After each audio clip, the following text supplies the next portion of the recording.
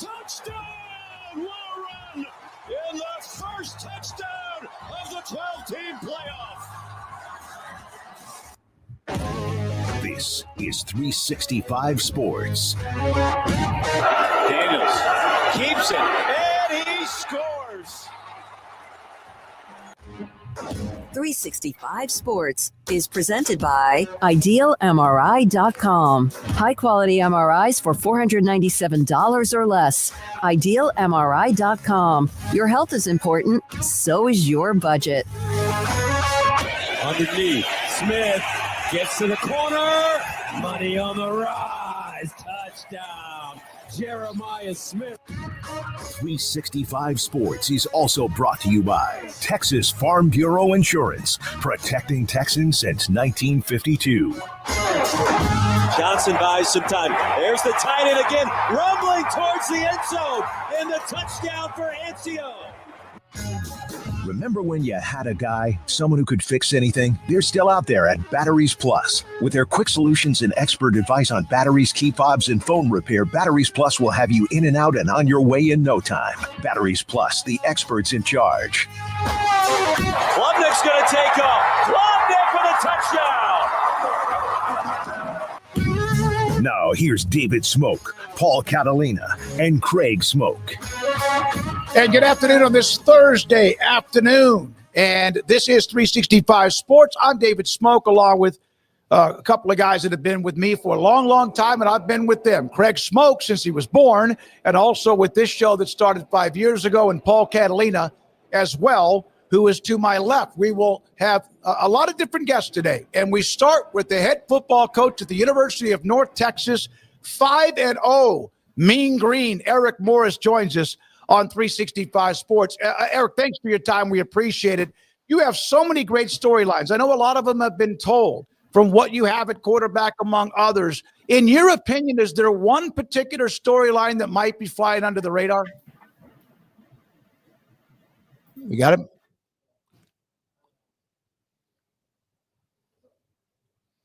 Is he there?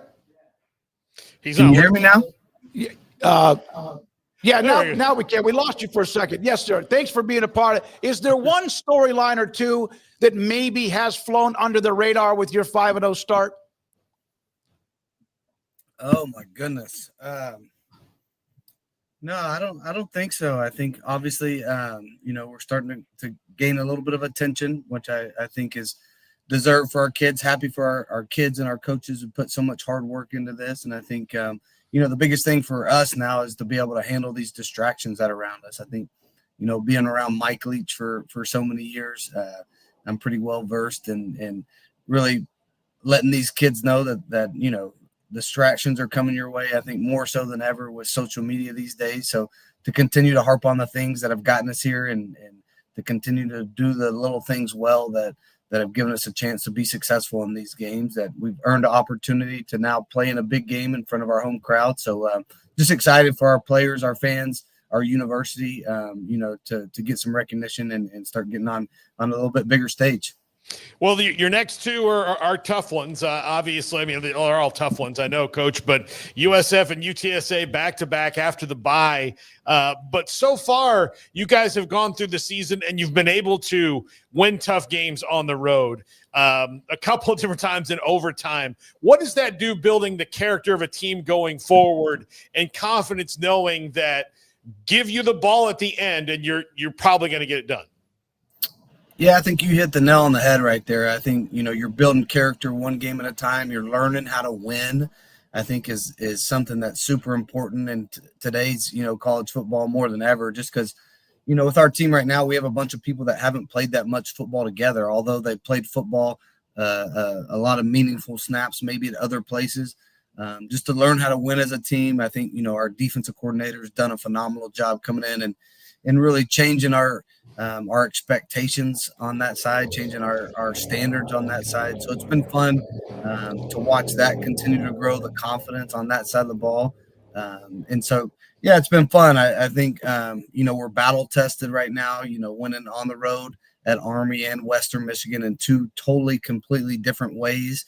I think, South Alabama is a lot better football team than a 1-4 team. I mean, I turned on the tape watching them, and they almost beat Tulane a couple weeks ago. Played with Auburn, and so yeah, and obviously I think two really tough challenges coming ahead. I mean, Coach Golish has done a phenomenal job at South Florida. You turn on the tape and watch them dominate the Florida Gators in the swamp, and that gets your attention really fast. You watch them dominate Boise State. So yeah, I mean, this will be two of our toughest tests yet. We know that, but that's why you play the game. And I think our kids are ready for the challenge. The story of your quarterback, Drew Mestamaker, has been told a lot here lately, especially up in the DFW area. A guy who got beat out at quarterback in high school, had to find other positions to play, and then you get word about him, and it all comes together to where he gets this opportunity, and now here he is as your starting quarterback. You got the look in the bowl game, and I imagine kind of knowing what he could do, that had to be like just super eye-opening and kind of a crazy time to just see him go full on. But now having 5 games under his belt this season, you talk about handling things and attention coming your way. How is he handling that, and what's it been like to have him knee-deep in that QB1 position, working week to week, game to game, and tracking his progress? Yeah, I mean, we're super blessed to have him on our team. I mean, I think even more so before we talk about the player, Drew. I mean, just talking about the person, Drew. I mean, just a pleasure to be around, a great teammate, super competitive. I mean, I think back to our first touchdown last week to get us going. We run a reverse, and he gets out in front of our receiver. He's supposed to get in somebody's way if need be, and instead of getting somebody's way, he's hauling downfield and lowers his right shoulder and lays the boom on a safety to get our guy in the end zone. And our whole team goes crazy. I've since ripped him on that's not what we do. That right shoulder is worth a lot of money. But I think that's why people love to play with Baker Mayfield. That's why people love to play with Patrick Mahomes. I think just he's competitive. He has an edge about him. He's growing as a leader. He's having a ton of fun. He hasn't played that much football, which is shocking when you watch him play. And so I think now that he's out there in a groove, he's having so much fun. But at the same time, he's super smart. He's taking care of the football. All those, small detail things that I think ultimately win you games at quarterback. What was that experience like, seeing him in that bowl game, though, and going like, oh, wait a second, because that was your first full dose of him kind of running the show, right? He had played some spot duty, but just what was that like? And when you're like, okay, well, he's definitely in the mix for next year. So he's practiced so well, and there's just never been any video evidence of him doing it, when the lights are on. And so that was so hard for us to say, our new defensive coordinator came in to watch bowl prep. And, about a week into it, he's like, holy smokes, coach, this kid's phenomenal. And I'm like, yeah, man, I hope it translates. So I think, we were definitely anxious as a staff at that time, just hoping that, what we're seeing every day practice is going to translate to the game. And the very first third down, I mean, they ran a twist and had a defensive end that came unblocked, and he was unblocked, and we're trying to throw a backside curl route. And Drew just stood in the pocket, knew he was about to get hit, and threw an absolute dime to convert our first third down. And so I think that was the first moment I was like, okay, this kid, he's got it. And then later that drive, he throws about a 50-yard strike to his high school teammate Miles Coleman on a 4 verts pattern, and came off and is juiced and has all the excitement. And so I think that first drive I was like, okay, cool. And then after the game, he's the first call I made as I was driving home, and I just said, hey, listen, we don't have any quarterbacks on this roster right now. You're the only one. Obviously we got to sign other guys. We're going to sign a transfer, and we got Chris Jimerson coming in who just won a state championship at North Crowley, but you're going to have more than a shot to win this job permanently. And I think, he believed us just because, I think we took a shot on him, and then he was able to, move up the depth chart to number 2 really fast as a redshirt. I mean, as a redshirt freshman that was a walk-on. And so he's taking these opportunities. He's run with them. He continues to get better, continues to grow, and been a pleasure to coach. You mentioned Miles Coleman. We were fortunate, maybe not midway, but they played against Vandergrift when Miles was there. A dynamic wide receiver. I mean, absolutely phenomenal. It's good that he's able to contribute. Not a surprise whatsoever. What kind of a gem was he for you to get that commitment, and he's at UNT? Yeah, Miles is just one of those kids, like, he's small in stature, and so we knew the big dogs probably were going to stay away from him. A guy that, he's a 10-500 meter dash guy. He returns punts, he returns kicks, he's fearless over the middle, has great ball skills. He's one of those kids you look at and you watch him practice and you're like, okay, like if this kid was 6 foot tall, he'd be going to Texas or Ohio State or Florida State or something like that. And so, Miles is such a pleasure to coach, just the way he practices, the effort, and so, yeah, I mean, gritty kid that came on as a freshman for us late last year and then, has really, turned into pretty much slot number 1 for us this year. And Vandergrift pipeline's working out well for you, Coach. Yeah, that's no question. It really is so far. I do send the head coach from time. I send him clips of Drew, some of our clips, and I'm like, man, did y'all see any of this? You are, and we've talked to you about quarterbacks before. When you are looking at a guy who is a quarterback, or in like Drew's case, a potential quarterback, do you look at it differently because of the way that you like to develop guys and kind of start from the bottom, like you've done so many times? Yeah, there's some stuff that, obviously I had great mentors and Mike Leach and Cliff Kingsbury teaching me the core. I was a receiver at heart, so teaching me how to study quarterbacks, how to look for certain things.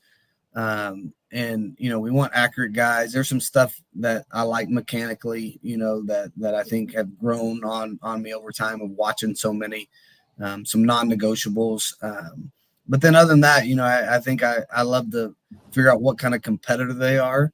And I love just really competitive. I love watching them play other sports. Found Baker Mayfield on a baseball diamond, found John Mateer on a baseball diamond, Cam Ward in the basketball gym, all these different things. I think you see a different side of them. And then the one thing we dive into is just how do they process information and how fast can they process information. And I think that's a little bit tougher to do. I think it takes a little more time to do that, to figure out what they do. But that's the one thing. All these guys, they throw a little different. They have a little bit different skill sets, but they all have a unique ability to process information really fast on game day. And so, we spend a great deal of time on figuring out if you can do that, yes or no. Mayfield, Ward, Mateer, that's an insane list, Coach. Like that's already a pretty insane list, and those guys are obviously doing big things. When's the first time you saw Patrick Mahomes? Yeah, so the cool thing about Patrick is we were recruiting a kid named Dylan Cantrell at receiver the year before. And so Dylan was, as we got through that process and we went and watched games, Patrick was his quarterback. And so we got kind of a firsthand look at Patrick, and he was just, his footwork wasn't great at the time, running around, making just all these ridiculous, throws. And, as a college coach, we said, hey, that can't translate to our game. He's going to have to speed up. And lo and behold, he came and proved everybody wrong, and he could do that at college too. And then all the NFL guys came in and they said the same thing. Well, he can't do this at our level. And, week by week, he continues to prove people wrong.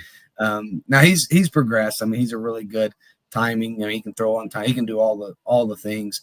But we saw, I think the time when we knew Coach Kingsbury and I is we were at a traveling camp at Longview, Texas. And KD Cannon, who you guys all know really well, we're recruiting KD at the same time. And so we're trying to, we had already offered, we were in the process. We just kind of wanted to make sure we checked all the boxes. And then KD came, we're trying like hell to get him.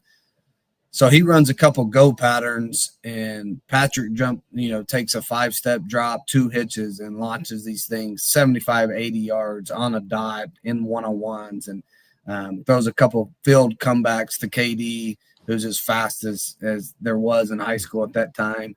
I think we left that camp, and Cliff was like, that's one of the best performances I've ever seen in a camp in my life. And so I think that's where we're like, okay, like let's get over all this backyard football stuff. Like this kid has a unique ability to throw the football. Eric, what's the position with you at playing wide receiver, but also with what success you've had at quarterback? What position do you feel like you can look at, know more than any others that they have a chance to play at the next level? Yeah, I think, I've grown a lot in the quarterback room just because, as I've, moved on being a head coach and play caller, I think, spend a little bit more time there. I still think I just so much vested time. Like if you said, hey, you got to go in an NFL room tomorrow and coach these guys on exactly what to do. I still think, just the instinct of being a receiver still comes out more in me. I always tell people, coaching receivers here is the hardest job of anybody on my staff, just because that's my expertise. That's what I played. That's what I love. And so although that switched a little bit, I would still lean heavily of me just having, a PhD in receiver play. When you mentioned recruiting receivers that because they're smaller and the big guys don't want them, that's a very Mike Leach thing too, isn't it? Like he did not care if you could run and he could teach you how to go catch a ball. Like you could have been 5'1", he would have like, let's get out there. Yeah, if Mike was here today, which I miss those conversations more than anything in the world. Mike would tell you that all happened organically, and he would mention that Wes Welker, Dan Amendola, or myself. He would tell you he never recruited any one of those guys. That that Wes was an afterthought because they had to get somebody late. He came in as a running back, performed so well that they moved him to slot, and he was so good they just had to find ways to get him the ball. Another guy on staff from Oklahoma actually helped get him there late. Amendola begged to come in Texas Tech to be the next Wes Welker. I begged to come to Texas Tech to become the next Wes Welker. And so I think, a bunch of headsy, smart guys that knew at that time in college football, like that was our only opportunity. Nobody at that time was in four wides and utilizing a slot receiver like he was doing and throwing the ball, 70 times a game. And so I think, it was an opportunity I think that we all took advantage of. But I think, the game has kind of morphed since then, but I'm definitely not scared. I don't have a stereotypical where, my receivers have to be 6 foot and run this. I think there's an art form to playing receiver, and I'm okay with having them all different shapes, sizes, speeds, all these different things. And I believe that if they're a good football player, we'll find a way to get them on the field for us. Well, look, I know this because my wife is a huge fan of Dancing with the Stars. Amendola is a dancer. That could be you, Coach. you tell your agent, in the off season, like maybe you want to do what Amendola did. I've made fun of him way too much over text message to get myself out there on the dance floor. So he actually did a nice job. I was proud of him. Got out of his comfort zone, and I was proud of him for it. Eric, with success, you mentioned that a lot of players getting notoriety, attention, and more to come. And then it's also the way it is when it comes to coaches as well. How have you handled some of the, at least, speculation that's out there? I've seen G.J. Kinney and Jeff Traylor, and obviously there are others that have tried to handle that. How have you handled that? Yeah, I think, and I always take myself back to when I started coaching football, and my first job was a GA job at University of Houston for Kevin Sumlin and Cliff Kingsbury. And I think back to those days and had these dreams of like, hey, like I just want to be an FBS head coach in the state of Texas. Like that was my dream job. And, my dad's a high school coach. And so I think I'm a little bit different to where I'm living my dream and all my energy and effort every single day has been poured into these kids and coaches. And we're finally getting to a spot to where we're able to win some games and create some buzz. And I tell our players and our coaches all the time, if you win at this level, people are going to say everybody's leaving. If you lose at this level, everybody's going to try to get rid of you. And so, I'm super proud of that we're in these conversations. That means that we're doing well right now. And to tell you, my energy is more than ever focused on this team and continue to pour into these young men every single day, and not listen to distraction. I tell our guy that's what I preach to my team. I tell them, hey, when I'm saying up there at times telling you some message, like I'm usually talking to myself too, and to be able to don't read. Leach used to say, all your press clippings. That's not a thing anymore. I think you say, hey, don't read the internet, don't read Twitter, X, Instagram, all these different things. So I'm living a dream every single day. My family gets to experience it with me. You know, they're able to drive over from the Lubbock area and sit up in a box and watch a game. And so super blessed to be where I am, love where I am, love coming to work every day. Last question for me, Eric. Thank you very much for your time and enjoying the off week. And then next week you have USF. But do you feel like your team at 5-0, because it's a program that has had some success and then ups and downs as well. There's a reason you're there. But do you feel like they believe in themselves? My players? Yeah. Yeah, I mean, I think, you know, anytime you have success, it has to breed confidence. And I think, you know, Coach Cassidy brought a new identity to this defense. And I think, you know, there's always speculation until you get out there and you actually do it as an athlete. And I think there's more anxiety ever, you know, just with the generation that we deal with now, that they're so used to instant gratification. And that's not the way football works. Like, you got to work and you got to buy into the details and the small things and practicing well and preparing on, you know, Monday through Friday to give you a chance to win. And I think, you know, we have a lot of older guys on this team that have played a lot of football, and that might have not been here. But the maturity level of this team is by far the greatest that it's been since I've been here. We're better up front on both sides of the ball. We're running the ball better than we ever have. We're stopping the run better than we ever have. So there's a bunch of ingredients that have gone into our success. And I think, you know, our kids and coaches have done a great job of buying into that. But yeah, I mean, I think anytime you're able to go out there and have success and win games the way that we are, I think that breeds confidence and continues to allow you to grow. I saw the transfer Huddleston from TCU, who played at Chapel Hill, and Tyler has had a big year. And he's after trying to figure himself out. I brought that up because of this. Jared Mosley, your AD, we've known him for a long time.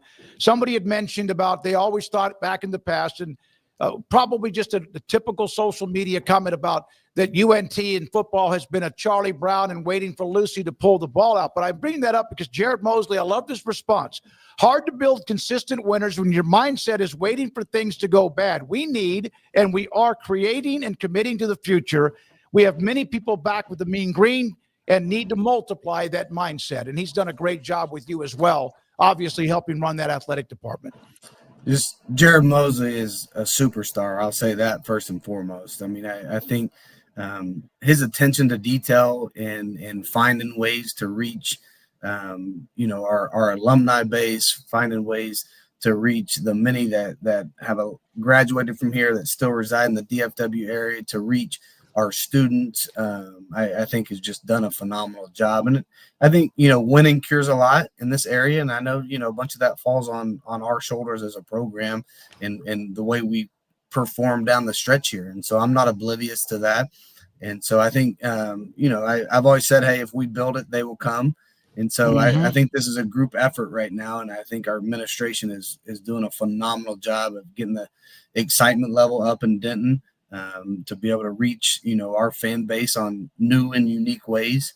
And so, you know, blessed to work alongside with him every single day. I have a listener, a viewer, who has your last game-worn jersey when you were at Tech against Ole Miss in the Cotton Bowl. And so I'm going to text you to see if I can get that to you, and wondered if you would at least, maybe sign that so we can get that back to him, if it's okay. All right. So here's a trivia question you can put on that one, though. All right. So that touchdown scored the last ever touchdown at the Cotton Bowl, played in the actual Cotton Bowl. The next year, I scored the last touchdown in that game, and the next year they moved it to Jerry's World. So a little bit of history in that thing that they probably didn't realize. But yeah, I'd love to sign it and get it back to whoever has it. I'll let Doug Waters know. Thank you, Eric. Appreciate your time. Good luck, and enjoy a little bit of the downtime, although I know it never stops at this time of the year. Appreciate you. David, you have a great. Yeah, too. Eric Morris, head coach at North Texas. Roy Melton sent me that note. Roy, glad I was able to get that. I'll try to get that to Eric, and we'll get it back to you. UNT 5-0, USF, and then UTSA following the off week.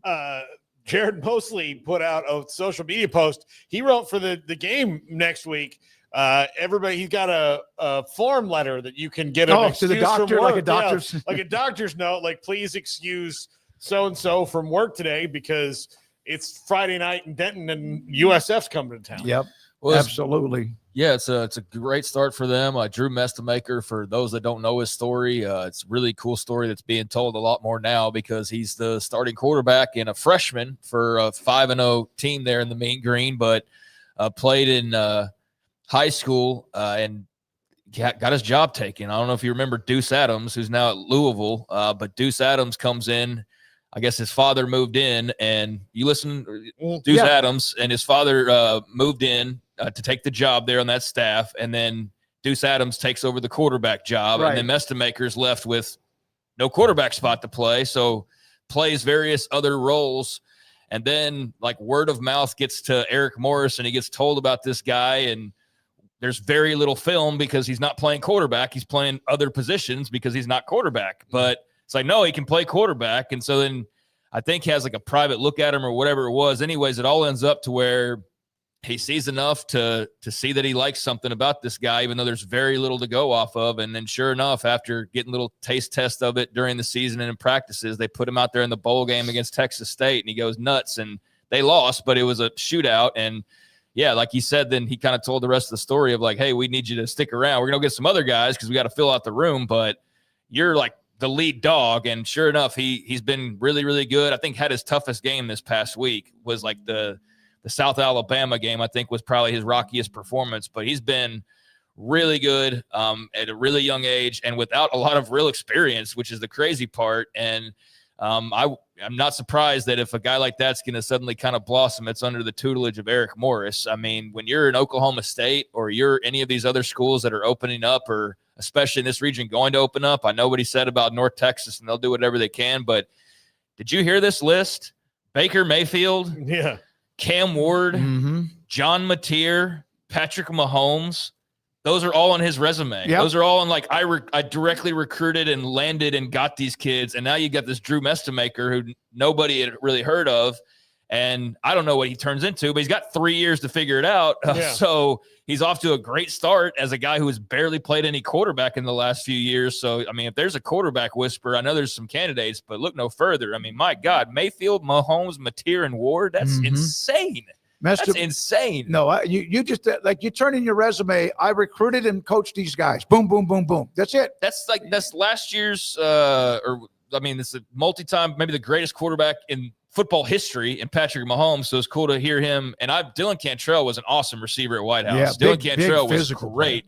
Patrick was like a safety when I started covering them, and he was a big old athlete. But yeah, he wasn't a quarterback yet. And then I got to see his first year at quarterback, and he was doing all this playground crap, but you're like, it's working though. Like he's got these skills, but Dylan Cantrell was awesome. And for him to say that he found all these guys or recruited, but all like, oh, he was on the baseball field. He was on the baseball field. He was at a track meet. Like this dude just knows talent. He's obviously a very good head coach. And so his star is just really starting to rise, and it will be around for a while. One of the things I thought about him, today when I was thinking about the interview, if you're like a great sculptor, you just see you don't see the block of marble. You see what you're going to make out of the marble, right? And so that's kind of how he is with his players, especially quarterbacks, is, all right, I can see where this is going. And he takes away all the parts that aren't that. I wanted to ask him, and I probably need to next time we do, is like, what about seeing him on a baseball field makes you go, oh yeah, he could play quarter, like, because the throwing motion's not similar, right? No, but you could tell if a guy has a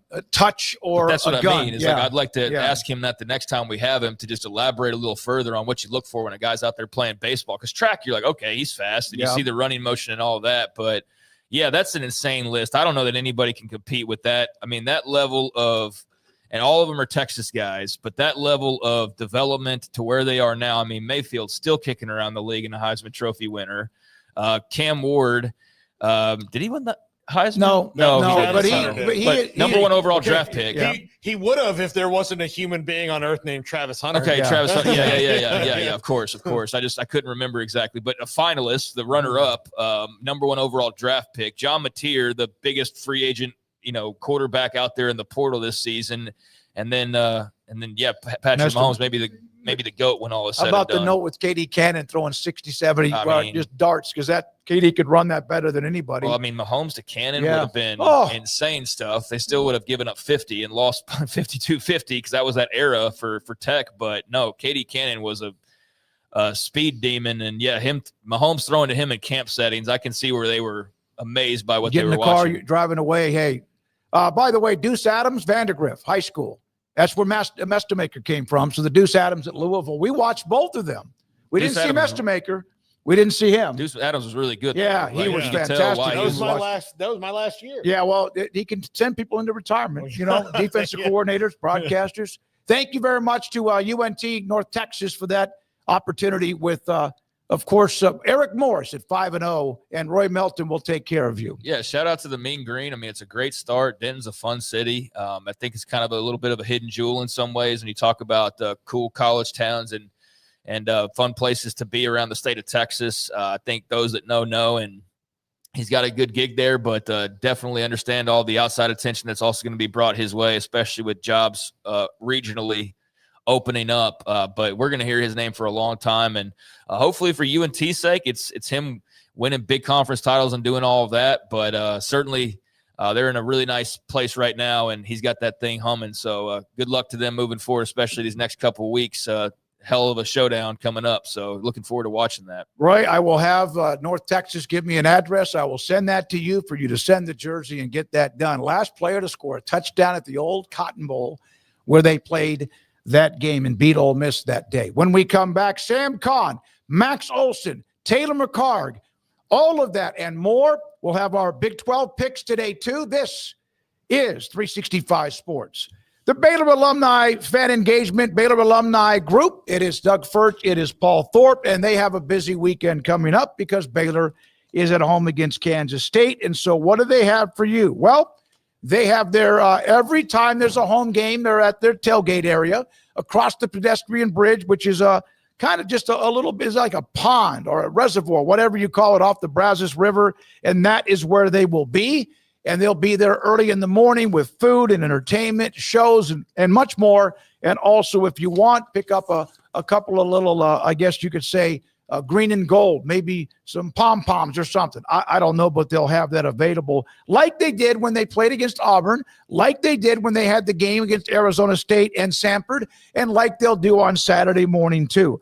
Doug Furch and Paul Thorpe, they travel with Baylor wherever they go. So even when they're on the road, there will be some sort of a tailgate, whether it's like, for example, in Fort Worth later on or somewhere else. They will be there too. Stay in touch with them on Facebook or more. The Baylor Alumni Group with Paul Thorpe and Doug Furch. My go-to guy. Can you fix my smartphone? Yes. Do you have car batteries? Yeah. What about golf cart batteries? Of course. Battery for my G-Fob? Absolutely. My boat? Huge variety. Toy boat? Sure. Motorcycles? You bet. My apartment building? Whole building. Do you have batteries for my party lights? Yeah. Batteries Plus, the experts in charge. At BK Ford, we step onto the field every day for our customers. Here, legends are born and glory is earned. The spirit of competition unites us all as we stand as one. It's more than a truck, it's a passion. Get ready for the thrill, the triumphs, and the unforgettable moments that only BK Ford can deliver. Are you ready to experience better? BK Ford.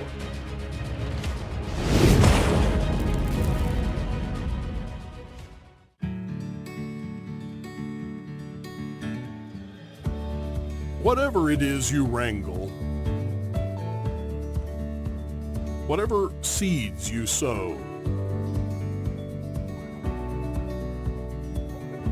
no matter what you nurture or what you choose to grow, at Texas Farm Bureau Insurance, we're proud to protect all Texans.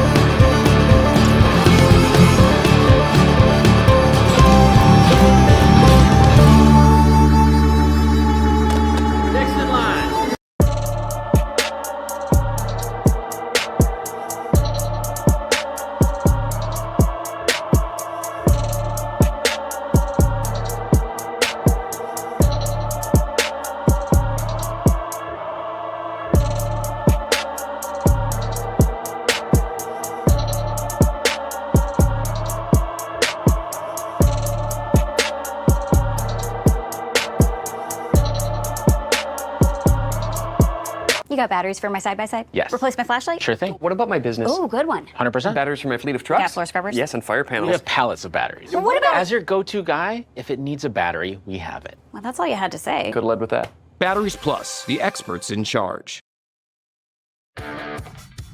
This is 365 Sports. The 3 o'clock hour is sponsored by Waco Custom Marketplace. Meats, sweets, Texas treats, and a cut above the rest. 425 Lake Air Drive, Waco. It is Thursday at 3:30, a little bit past that. Eric Morris, thank you very much. And it's always when on Thursdays at 3:30, we're supposed to be joined by Joey McGuire, head coach Sam Conwin. Last week, we asked him to come on early because of Joey. And what did you say to Joey? Did you tell him he was infringing on your territory? I told him he won a top 25 road game finally, so now he's big time and he can infringe on other people's time slots. Oh, my Lord. Oh, that's awesome. Sam, your thoughts. What's the biggest game in the Big 12, in your opinion, this week? I think it's Texas Tech at Houston. Mm-hmm. I think there's an argument for Iowa State and Cincinnati this week, but Tech and Houston, the two undefeated teams, and another test for Texas Tech. They went on the road against Utah, had some mistakes, but passed the test and won in a tough road environment. This is not going to be as tough an environment, certainly, and maybe not as dynamic a quarterback. But Willie Fritz coaches a tough football team, and he coaches winning football.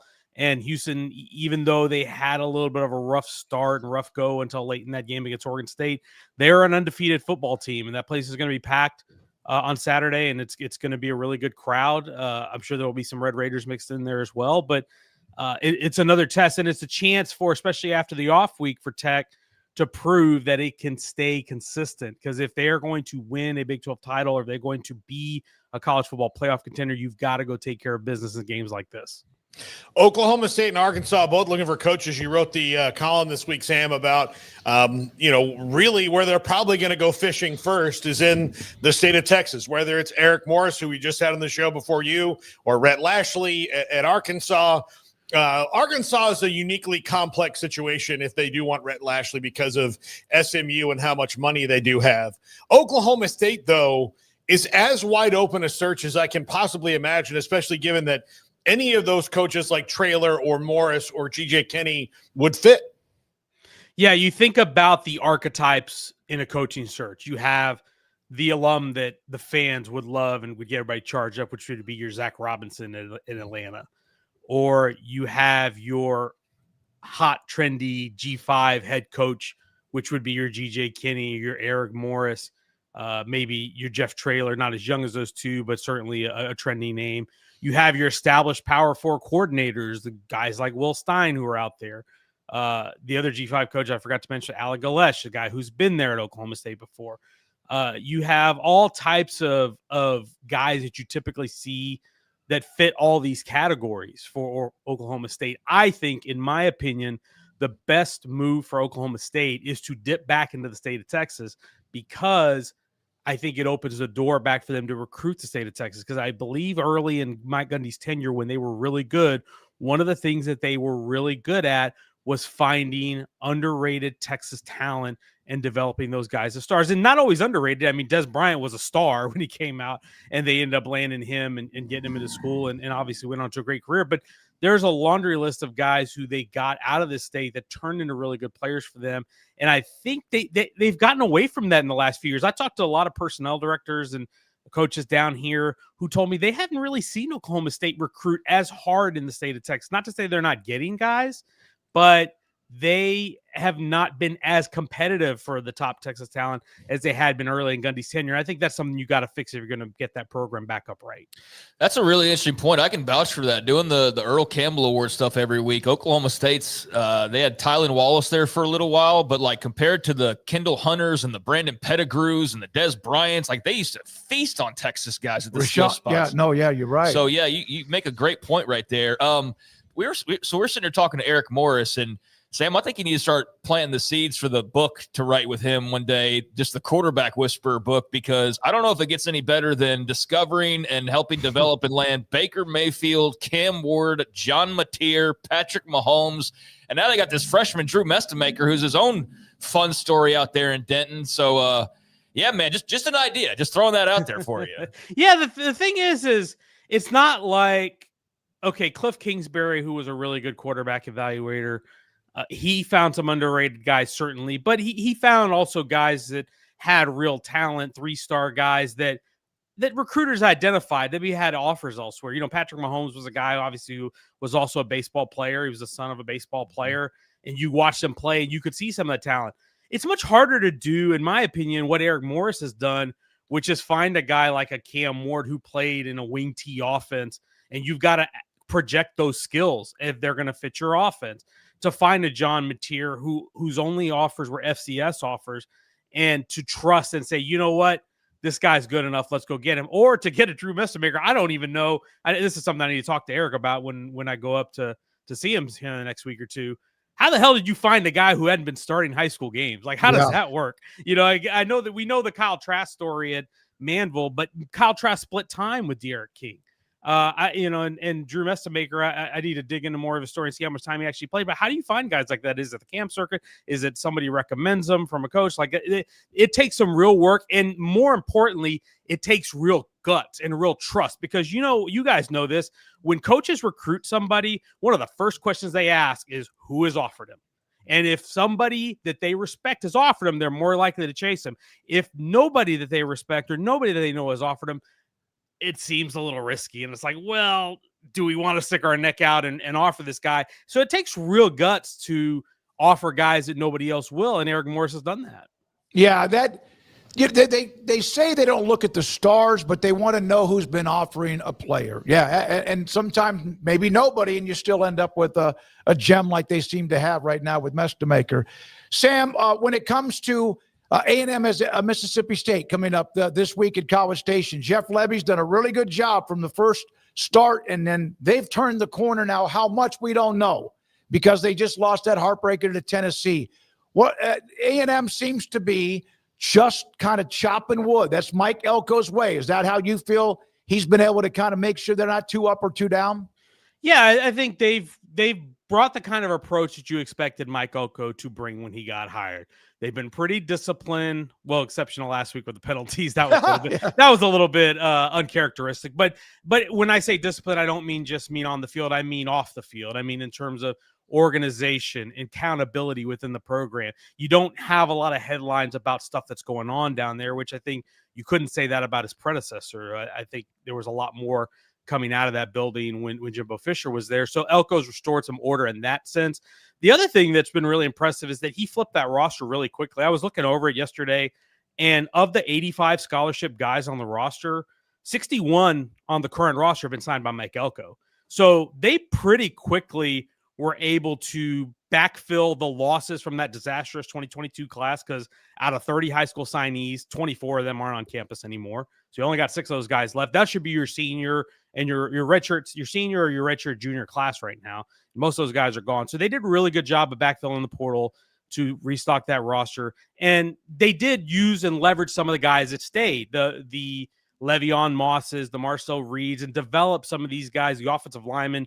Most of those false offensive linemen were recruited by the previous staff, and they've done a really good job of leveraging that talent with the new talent that they brought in through the portal, high school guys they've signed, and address their needs in a big way. Like, this is a team, Mario Craver, who was at Mississippi State last year, is one of the big breakout stories of the year, because they identified him at that position, a position of need. They really needed a playmaker receiver. They went and got him in Casey Concepcion, and now you have one of the more explosive pass games in the country. And I think their systematic, disciplined approach to everything has really translated into a really good team.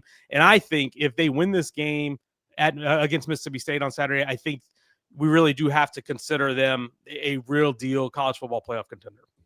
Sam, Texas and Florida this week. Arch Manning looked like he broke out of his doldrums. It was Sam Houston State, though. For everything that's gone wrong for Florida, their defense is really good. I mean, they don't let you score a lot of points. Ron Roberts is doing an amazing job there. Billy Napier is probably on his way out, but this is probably not the best defense, even though Texas likely wins this game, to get right on offense, is it?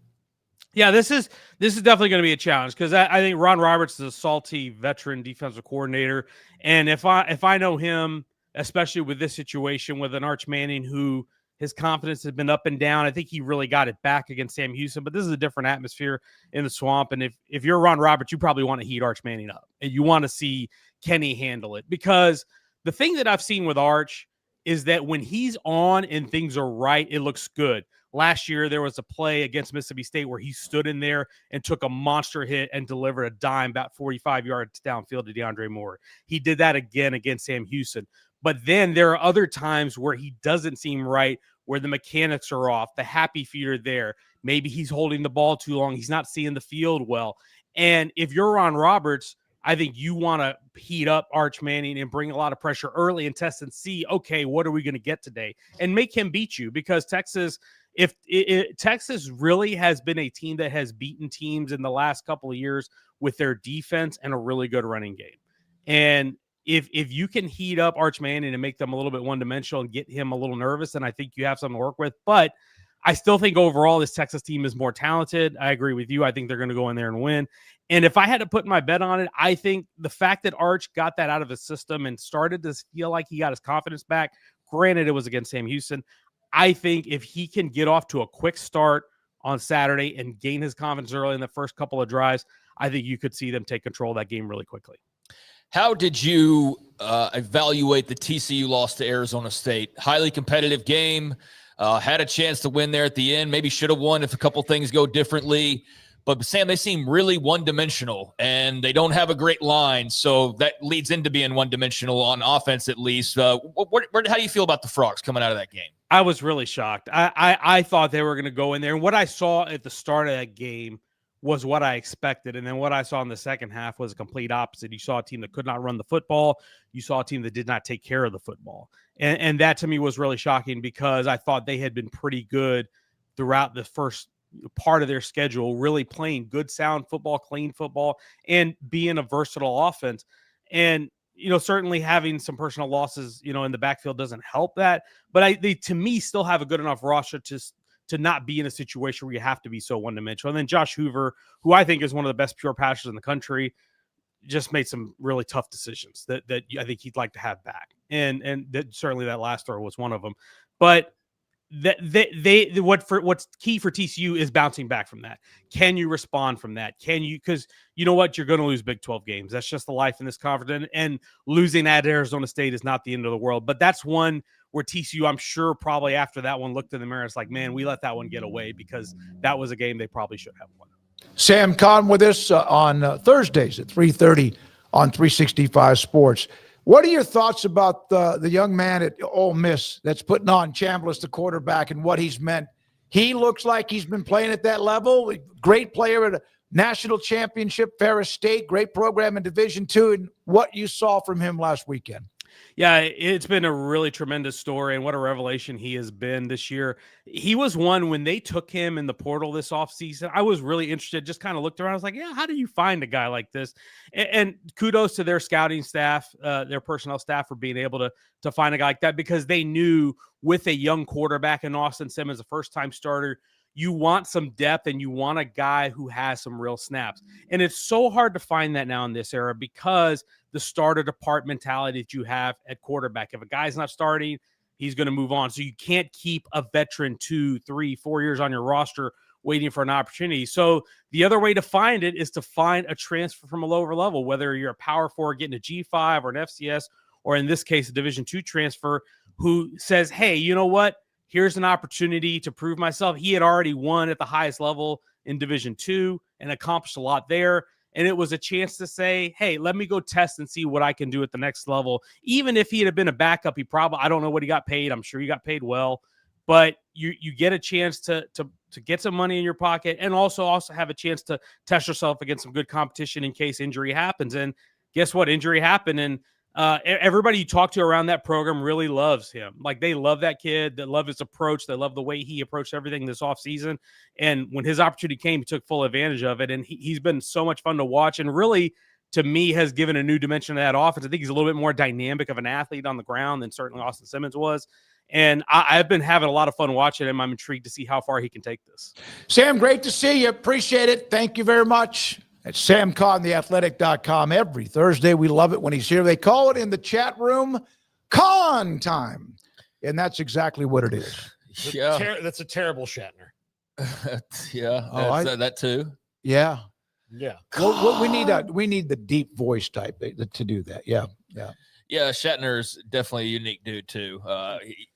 Shatner's one of a kind, I feel like, in many ways. But yeah, I can definitely see the inspiration for the chat there. And been a long time since I've seen that movie. Probably 30 something years since I've seen that movie, actually. But yeah, I always enjoy when Sam Kahn is with us, and he's the Techspert. So we typically ask him a lot about Texas, but he can go national as well. And Trinidad Chambliss is a great story. I mean, that's a fun storyline there for Ole Miss, who a lot of other teams, speaking of quarterback whispers, there with Lane Kiffin. I mean, a lot of other teams lose their top prize recruit type guy and be in a lot of trouble, but the Rebs have rebounded really well. And I think they're a fun, exciting team to watch. That was a great win last week against LSU. But yeah, what else we got going on? No, that's it. Hey, do you have the picture, Paul? Do you remember your relationship with, what's the name of that place? Olive Garden?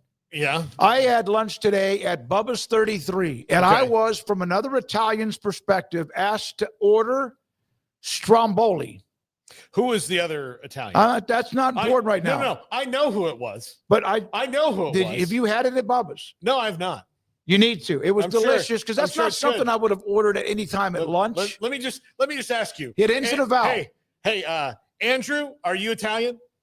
Oh, you are. Okay, never mind. Andrew, on what side? It was with John. Yeah. And he recommended it, because normally at a place I get wings or pizza, and he recommended it. I brought a little bit. Well, no, I left it at the condo, but it's good. It really is. It's got all the right meat. It all looks right, tastes right. Good stuff. Look, Bubba's clearly, well, they do better work than Olive Garden does, but and I'm not just saying it because they're a sponsor. Their pizza's good. I've not had their Stromboli, but I will next time. By the way, I think I found. Let me see if I can play Seems it. random as hell for just like looking through the menu at Bubba's. No, and that's why he brought it up. Just appears. He like, brought what? that up because he went. You think about pizza and wings and, of course, burgers and more. And he saw that. He's like, let me try this, because his last name ends in a vowel. Yeah. And he said it was surprisingly, only because he loved it. He ordered it again. He made me. It didn't make me order it. I did, and I loved it. Okay. I found the line from Shatner. Oh, yelling okay. Khan. All right. All right. So I'm going to see if this will work here. You're going to put.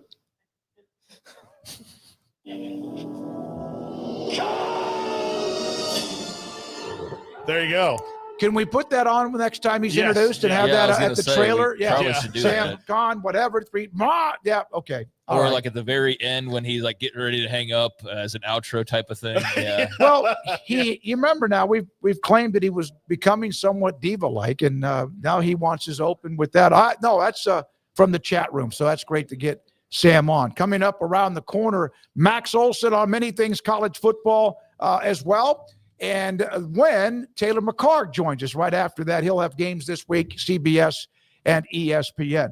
Big 12 picks, some college football headlines we'll get to. Craig's off the radar. And then that chunk at the end, Paul's top 5, the wheel, the poll results, and also sports quizzes. This is 365 Sports.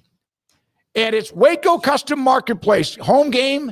If you're in the Waco area, or maybe you're driving through or in here, maybe you're in the Waco area, you're going out of town to watch a game. Maybe it's at A&M. I don't know. But if you are, Waco Custom Marketplace is a phenomenal place and a great place and a convenient place for you to find what you need when it comes to tailgating. They have weekly specials this week. They've got T-bone porterhouse, steaks on sale, St. Louis pork ribs, spare ribs, baby back ribs, and much more. But they have sausage, chicken wings, and also tri-tip and brisket, marinades and seasonings, all of what you need there, cold beer and wine. And the Bauer family has been serving the Central Texas and around many places in Texas for a long, long time when it comes to beef, pork, poultry, and seafood. It's Waco Custom Marketplace, 425 Lake Air Drive in Waco.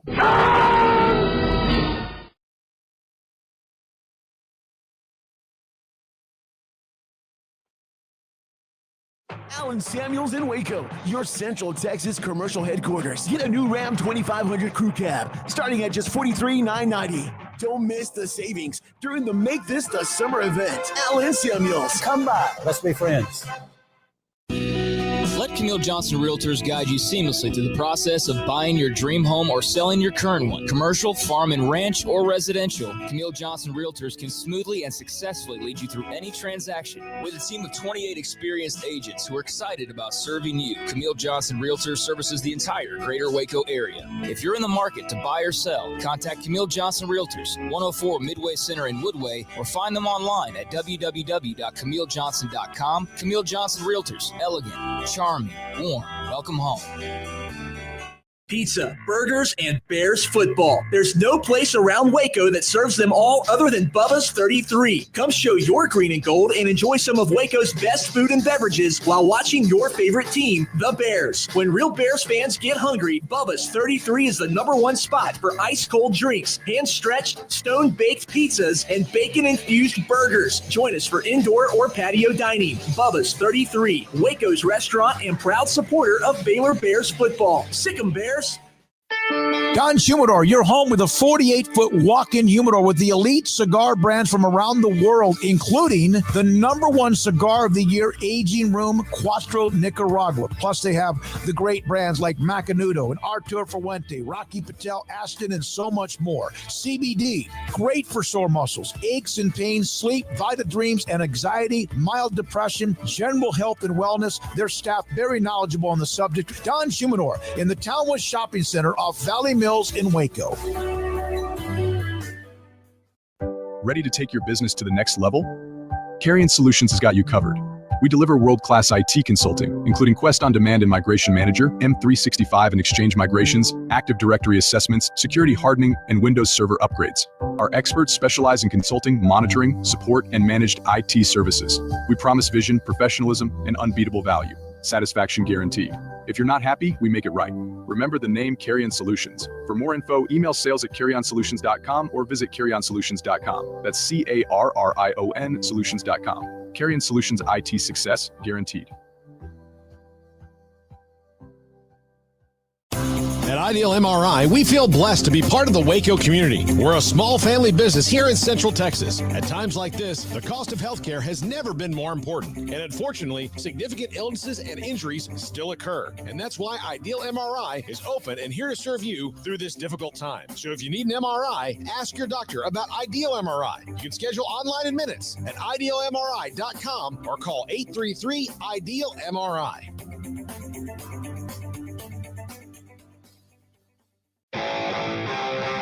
This is 365 Sports. Text us at 254-339-1122. The text line is sponsored by Riverbend Liquor and Wine, with the most extensive variety of craft beer in Waco. A hidden gem on Lakeshore Drive and 19th Street. 365 Sports as we roll into the 4 o'clock hour. Max Olson, ESPN, joins us on 365 Sports. Always great to have Max as a part of what we do.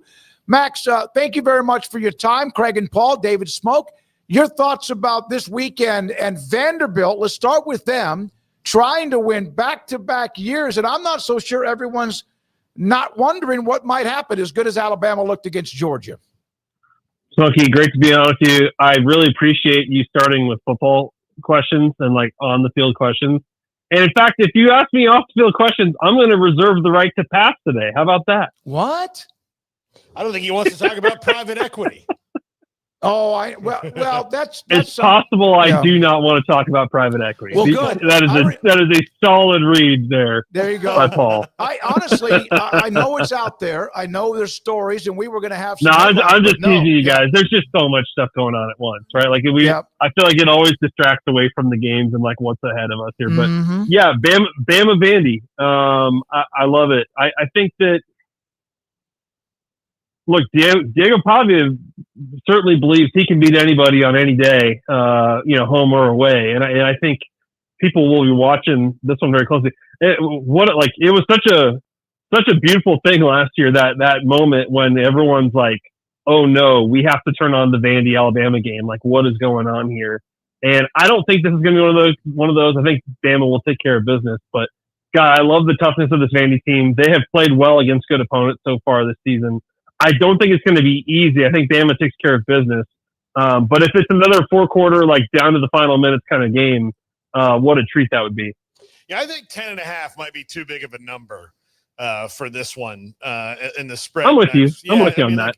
Yeah. It doesn't mean that Alabama's not going to win, but a 2-score game with Diego Pavia, like he's going to make it super interesting.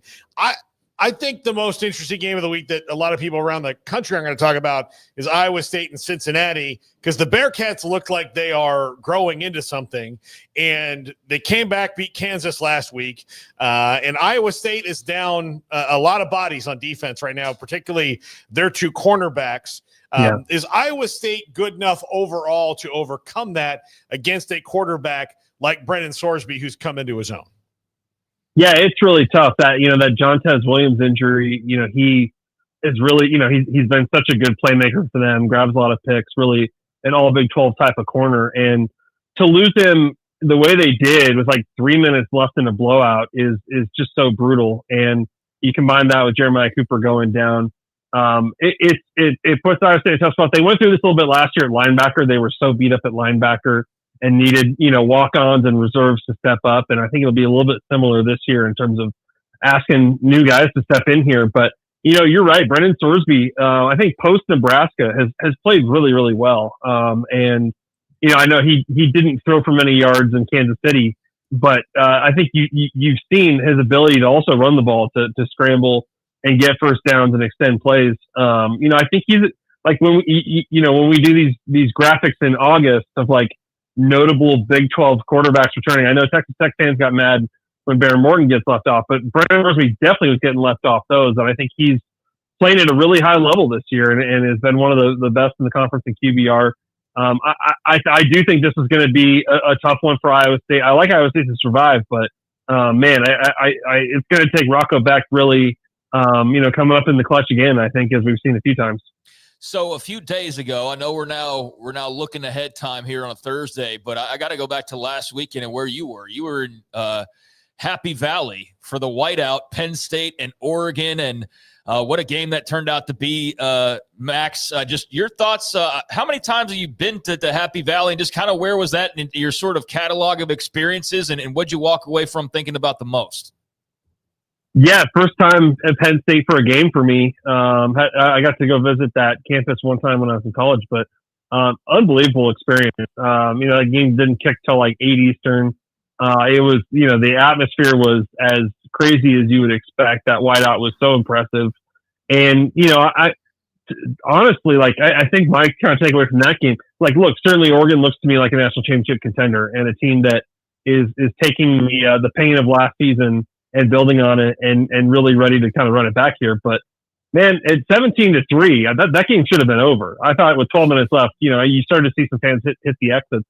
So for the way that Drew Aller and those guys rallied back there in the fourth quarter to force overtime and to put that pressure on Oregon, I did think it was pretty impressive. I don't know that I don't have an AP vote, but I wouldn't have dropped them all the way down to 7. I think Penn State showed they can hang with these guys. And I know, everyone kind of reflexively goes to James Franklin's record against top 10 teams, all that kind of stuff. And, the concerns about how Aller played for most of that game. But I don't think Penn State's that far off. I just think Oregon's really good. And, you saw it's a manifestation of the way Dan Lanning runs that program. And that is a tough football team that is just totally locked in, that doesn't they don't spiral and fall apart now. And, I think that he talked about, 1,000 cuts is what it would take. And he was exactly right. I mean, it really took till the very last play of that game to win it. And, incredible, certainly up there for game of the year. And I think two teams that, you heard Lane say after the game, he thinks they'll see Penn State again. And I think he's probably right about that. Miami and Florida State are both good at the same time, Max, and I am not dissuaded at all by the Virginia loss. It was pure trap game shenanigans, and I've convinced myself of that over the last week. This is going to be a really interesting one because the stadium's going to be really lit, maybe more than it's been in a while. Miami is legitimately dominant up front on both sides of the ball. But is this one that might, because of the rivalry, things that go on, not look like a game between two teams that are this good? I think the big thing with this one is just certainly last year when you saw Carson Beck in some big games, you really felt like he was pressing and feeling the pressure of trying to be the number one overall pick and all that kind of stuff. And I think that's what Tony White and the Florida State defense have to get back. Like, can you put some pressure and apply some pressure and get him pressing and, put him in some second and long, third and longs where it's really all on his arm to get it done. And I think his big game experience is a huge advantage, obviously. But I'm just really interested to see how Florida State defends Miami as Miami kind of continues to gain confidence with all the pieces they've got around Beck, and they've got such a good offensive line. That to me kind of where is the matchup comes down to a little bit. But man, I'm with you on Florida State. Like that one certainly could have gone either way. And it's a big get right week for that team. And I would imagine Tommy Castellanos and those guys are ready to rally and go play their best football. So yeah, I think that one's going to be a ton of fun to watch. And I wouldn't put it past Florida State to pull this off. Which Texas SEC team do you think will be white knuckling it more this weekend? As a lot of people seem to think there's big upsets potentially, or at least the ingredients are there. Texas in the swamp, A&M granted at home, but against a much improved Mississippi State team. Who would you be more nervous about right now, if at all? Ooh, I mean, it's possible, I suppose, that Texas offense could kind of lay an egg against Florida because that defense is pretty good. But I think the A&M Mississippi State game probably has a little bit better chance to be competitive through four quarters. And I know there are a lot of other games going on last week at the same time, but like, man, that Mississippi State performance against Tennessee is pretty impressive to take that to overtime like they did. I think certainly Jeff Lebby has just really gotten that thing flipped by finding the right players there for year two. And, I think that win over Arizona State's going to age really, really well. So I think that, A&M's at home. That's a big advantage. But I think that Mississippi State has shown, like, if you're just like a little off, they can burn you on a 70-yarder. That offense can really go. So I think that game's a little bit more competitive unless Arch Manning just is really flustered by that Florida defense. And, I think the big concern still with Texas is not a lot of guarantee that he's going to have CJ Baxter or Trey Wisner this week. And so that, if you're still missing those guys in the run game, and you're still kind of growing at quarterback, like I think that could put Texas in some tough spots against a Gator defense that has got a really good pass rusher in Tyreek Sapp and is probably better than people realize. There's been questions because they just didn't look right, and now they get a little bit more of a test. We don't know, but will that at least clarify some things if they win 28-10 and Arch is pretty good, or is there still going to be questions until they play Oklahoma and then Mateer's not going to play? Does that matter? I mean, it's a good question. I think probably a win over Oklahoma is probably going to be more meaningful to people in terms of like, yeah, Texas is really putting it all together here. I think that defense, we're going to finally put out the stop rate rankings tomorrow, which I'm excited about. And I'll tell you guys, Texas is number one in that. They obviously held Ohio State to 14. They've got a stop rate of 89% this season against FBS opponents. They've been excellent on that side of the ball, not just with the stars they had coming back, but the guys that have stepped up like Jelani McDonald and Grayson Littleton. So I think that Texas defense is going to help them get through these growing pains a little bit. But I think probably Oklahoma is a little bit more telling. Now, you're right. If Michael Hawkins is starting that game and Mateer doesn't pull off a miracle here, then that has a little bit of like blowout potential. But like I think ultimately against that Oklahoma defense is going to tell us a ton. Well, does it count if you stopped yourself through bad coaching in the stop rate, like the Florida offense will do several times? I'm sure. Good question. We have not come up with the advanced adjustment for terrible coaching yet. Max, that job not open yet, but there are some open. And the Arkansas job is really interesting. How much do you think that the money people at Arkansas will really go all in for this job and decide who they want to be in the most powerful conference in the country? I think, first of all, the money people really want to see if Bobby Petrino can do it. And that's wild to me, but that is what they want to find out.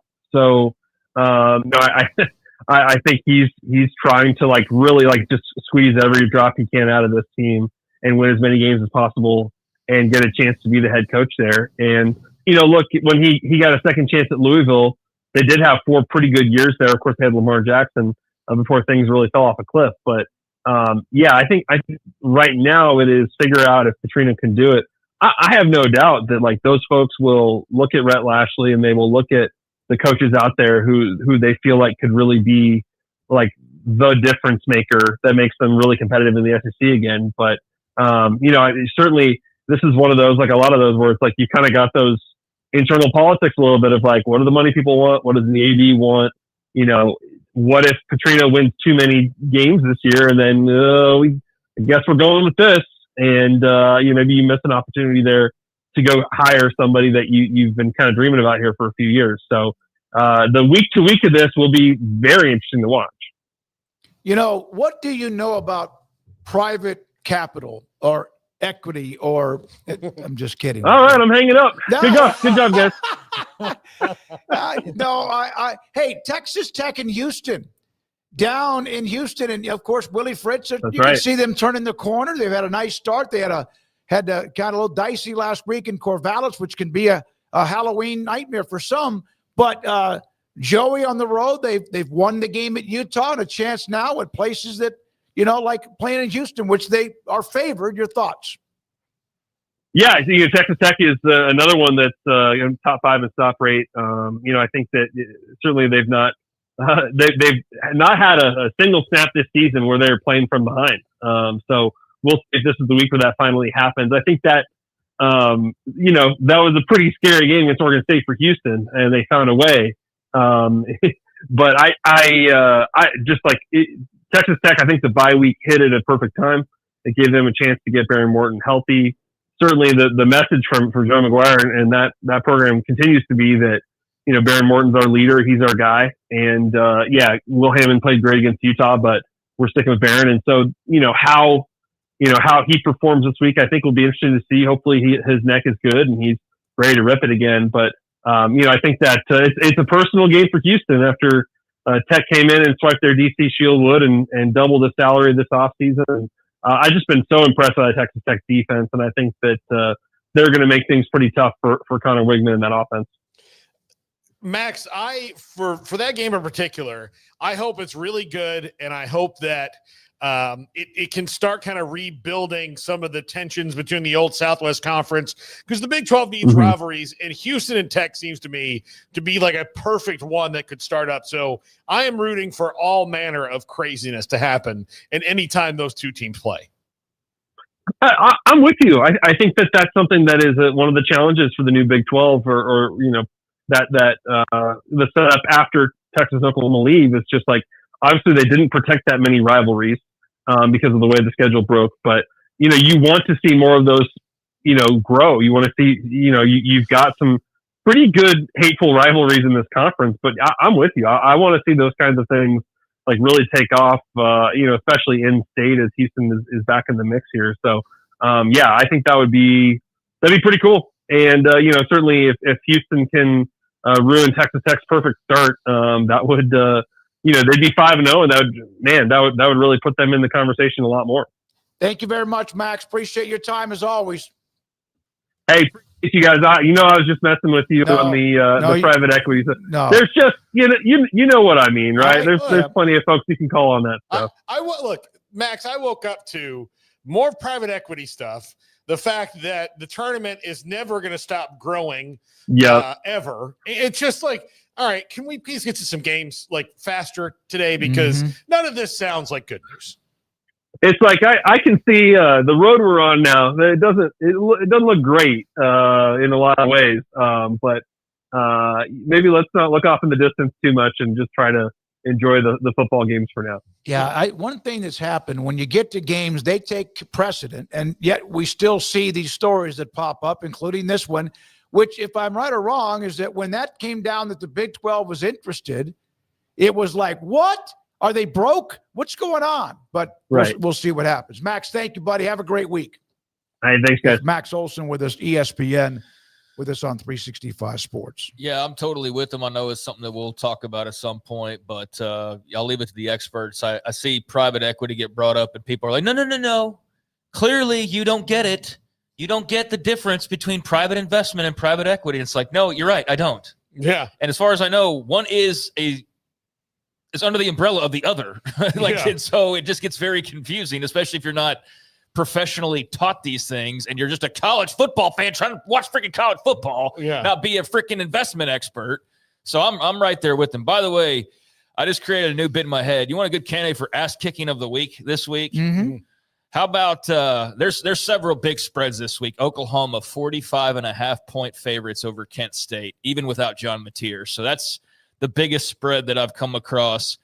But there's some other big ones. Georgia, Kentucky is 20.5-point favorite. South Florida 28.5-point favorite over Charlotte. Ohio State 24.5-point favorite over Minnesota. But the big candidate to me for ass kicking of the week, Penn State at UCLA. That feels like the Nittany Lions after last week are going to be like, all right, going to LA, and we are going to do whatever we want to do against this just down in the dumps Bruins team. Like, it might not be the biggest spread when all the final scores are in, because I just mentioned a bunch of others that are probably not going to be highly competitive, but you talk about a game I have no doubts that Penn State's going to go in there and kick their ass. It's that game right there. There's going to be a full-on just beat down, bare knuckle brawl, just absolutely not brawl, because UCLA is going to get run through. And to Penn State's credit, they can commit whatever crimes they want, and there will be no witnesses. Right? Yeah, exactly. Nobody there to see it. Nobody will see it. Yeah, I was just looking across stuff this weekend. I was just like, oh gosh, Penn State at UCLA. Oof! It can't get worse. It's like, here comes Penn State pissed off after last week. Sure, it can. So, yeah, anyways. That's all the way across town. All the way across the country, right? Yeah. Basically. If I'm Nico, I'm thinking about getting in the portal today. Yeah. It's about that time. Yeah, no doubt about it.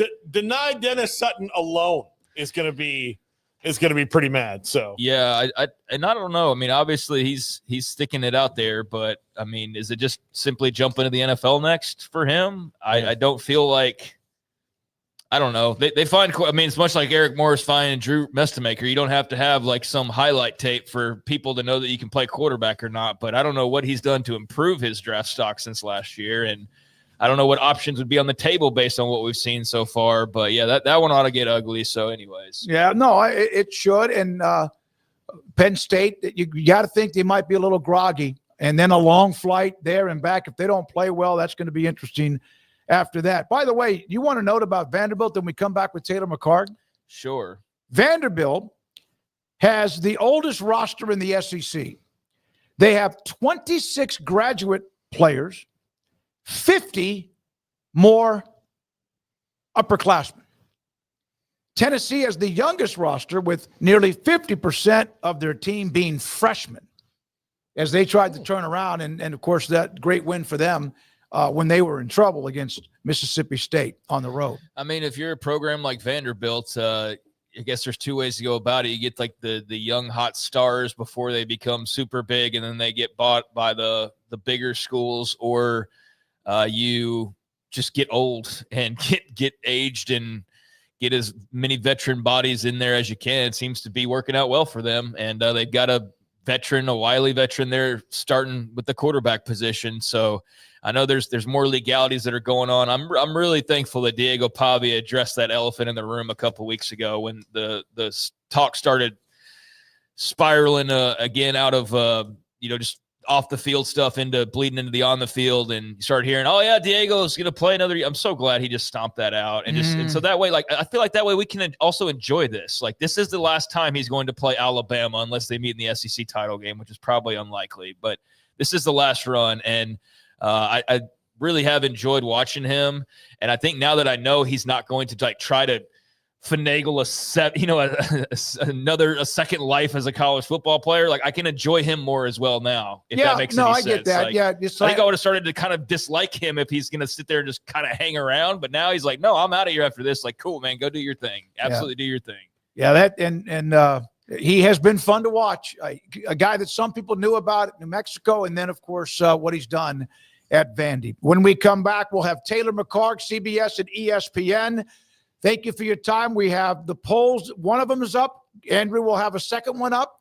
We'll have quizzes, the spin the wheel, and also the top 5 and more. This is 365 Sports. And Don Shumador and Coffee Beans in the Townwood Shopping Center between Valley Mills and Richland Drive. I was there last Friday. I went by there to see both Joshua and also Cheyenne. And then Carol was there, the original owner, as she comes in and sometimes, helps them out a little bit. And it was great. It was already a couple of people there. They were buying different type of cigars and they were getting recommendations and also some advice. I walked in, I said, I need 6.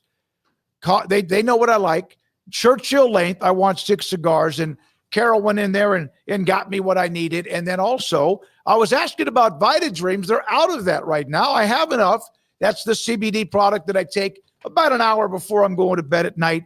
And it just always seems to I go down, lay down, and I'm good.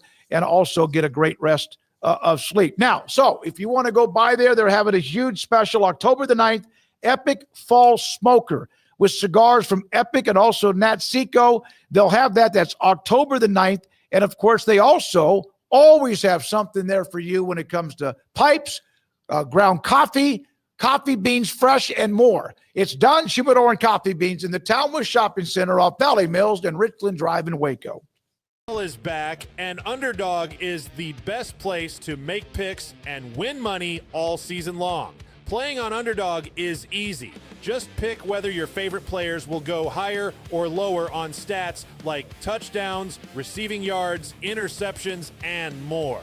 Get your picks right and you can win up to 5,000 times your cash. You can play with as little as $1. Download the app today and sign up with promo code SPORTS365 to score $50 in bonus funds when you play your first $5. That's promo code SPORTS365. Millions of fans have already won billions making picks on Underdog. Will you be next? Underdog. Make picks. Win money.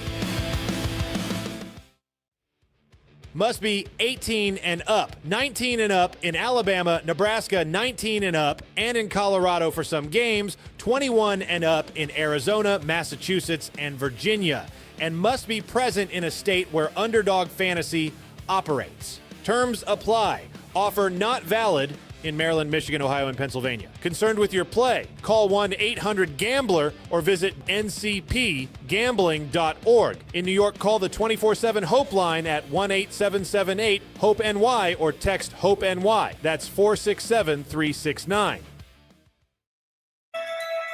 Allen Samuels House of Travel is a full-service travel agency with highly experienced travel consultants plus support staff with over a combined 150 years in the travel business. They are ready to take care of any travel situation for you, your family, and your business, and with the kind of knowledge to complete a seamless itinerary trip start to finish. They will search for the best deal to accommodate your budget from air to cars, ship to shore, hotel, and even meeting space. Name a destination and they've been there. They know the places to go, and international and missionary travel is one of their unique specialties. Allen Samuels House of Travel, celebrating 50 years in business. Call Connie, Sherry, Linda, or Bambi at 254-776-2560 or find them on Facebook or at houseoftravelwaco.com.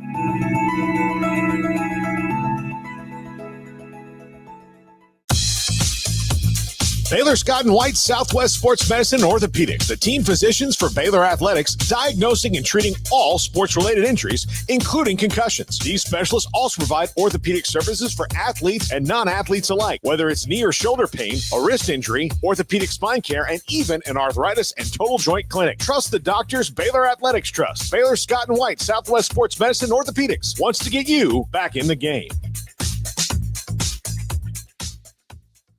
With so many companies and policies out there, it gets so confusing shopping for insurance, and I never know if I'm getting the policy that's right for me. Luckily, I met the team at the Niche Group Insurance Agency. With the Niche Group, you can go to one company and get access to coverage options from many insurance carriers, and you get to speak to a real person about your specific coverage needs. With the Niche Group, I know I'm getting the right coverage at the right price. If you need insurance, talk to the experts at the Niche Group at 1-800-258-8302.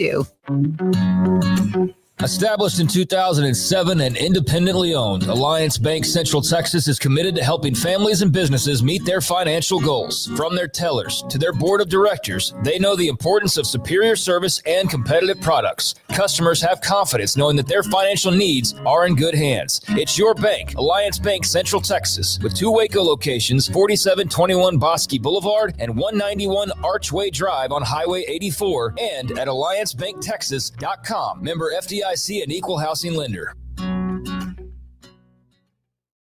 Want to send a message to the show?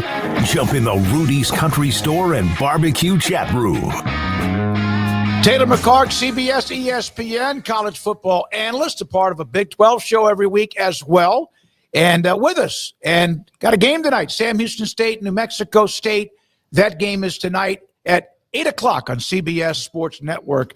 We'll get to that game. Phil Longo off to a tough start with the Bearcats. And, of course, Keeler is at Temple, so that has a lot to do with it as well. Taylor, your thoughts. Let's go straight to the game between Texas Tech and Houston and your thoughts about what they have. And, obviously, Baron Morton's supposed to play, but a dicey road game in the Big 12.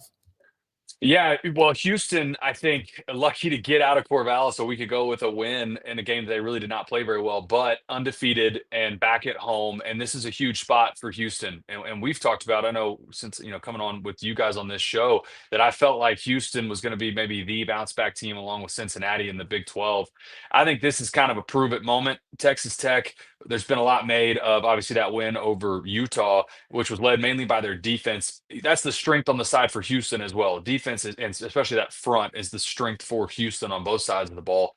I'm curious, really, how much do they lean on Wegman running the football? Dean Connors as well for Houston, kind of an every down back transfer from Rice, who's been great so far this season. I think Houston's got to do all the little things well to pull off an upset, because on a down-to-down basis, I think it's going to be really hard to push Texas Tech around. I don't think they'll really be able to do that, and I don't think they're going to be able to create a ton of explosives. So you're going to have to win special teams. You're going to have to create a turnover or two. And then for Texas Tech fans, I think everybody's looking to see if Baron Morton comes out and doesn't play well, how quickly do they look to Will Hammond and maybe making a switch? I think that's been something that everybody's talked about for the last 2 weeks. It's it's a good problem to have for Joey McGuire. There's no doubt, because you got 2 really good quarterbacks. But man, you're going to start hearing it, or he will, if first drive or first quarter there's a turnover from Baron Morton. They're going to be looking around thinking, man, do we need to put Hammond in the game? Do you think Cincinnati is the most surprising, dangerous team in the Big 12? I do, especially after how they lost against Nebraska. Offense really did not look very good. And in fairness, until last week against Kansas, they weren't challenged for most of September. But then against Kansas, I thought that was a really big win. They had to come from behind in that game. Kansas has played really well at home this year. And Brennan Sorsby is a really good player. I think a lot of Cincinnati, since they moved to the Big 12, they haven't done much. They've been pretty under the radar. This is a big opportunity for them against Iowa State. Iowa State's 2 top corners are out of this game. They've got all sorts of issues at kicker. I think it's kicker and backup kicker are both down. So I don't know what they're going to do. Iowa State, when they get into field goal range, you're either running out somebody for short field goal attempts or planning to go for it every 4th down. But for Cincinnati, they're favored at home. I think we talked about that on Inside the 12, our show. I think it caught a lot of people by surprise that they're actually the favorite in this game. So for Cincinnati, if they want, aspirations of an outside dark horse in this league to win the Big 12, obviously it starts trying to get a win at home this week against Iowa State. Where do Sorsby and Becht fall in, let's say, your top Big 12 quarterbacks list? We actually power ranked him this week on our show. I still have Becht near the top just because of his experience and that he wins football games. I had Sam Levitt at 1 and Rocco Becht at 2, which I think surprised a lot of people. But it's not just from a pure passing ability or ability to play the position. There's so much more that goes into it as a quarterback. And if you're continuing to win games and the leadership that you get out of Rocco Becht, to me, that still has a ton of value. Sawyer Robertson right in the mix there as well, but they're putting everything on his plate. I think this is an opportunity for Brennan Sorsby. If they beat Iowa State, you're talking about him certainly in that top 5 of the group, kind of right along where like a Devin Dampier would be. But he's certainly, Sorsby has played his way into the conversation of the top, where I would say 3rd of this league at the quarterback position. Yeah, they could only have back a couple of throws in that opening game against Nebraska that he probably wishes he had back. So Ole Miss with a nice win, of course, a hell of a win last week. What do you think of Chambliss, the quarterback, the transfer from Ferris State, and how he stepped right in?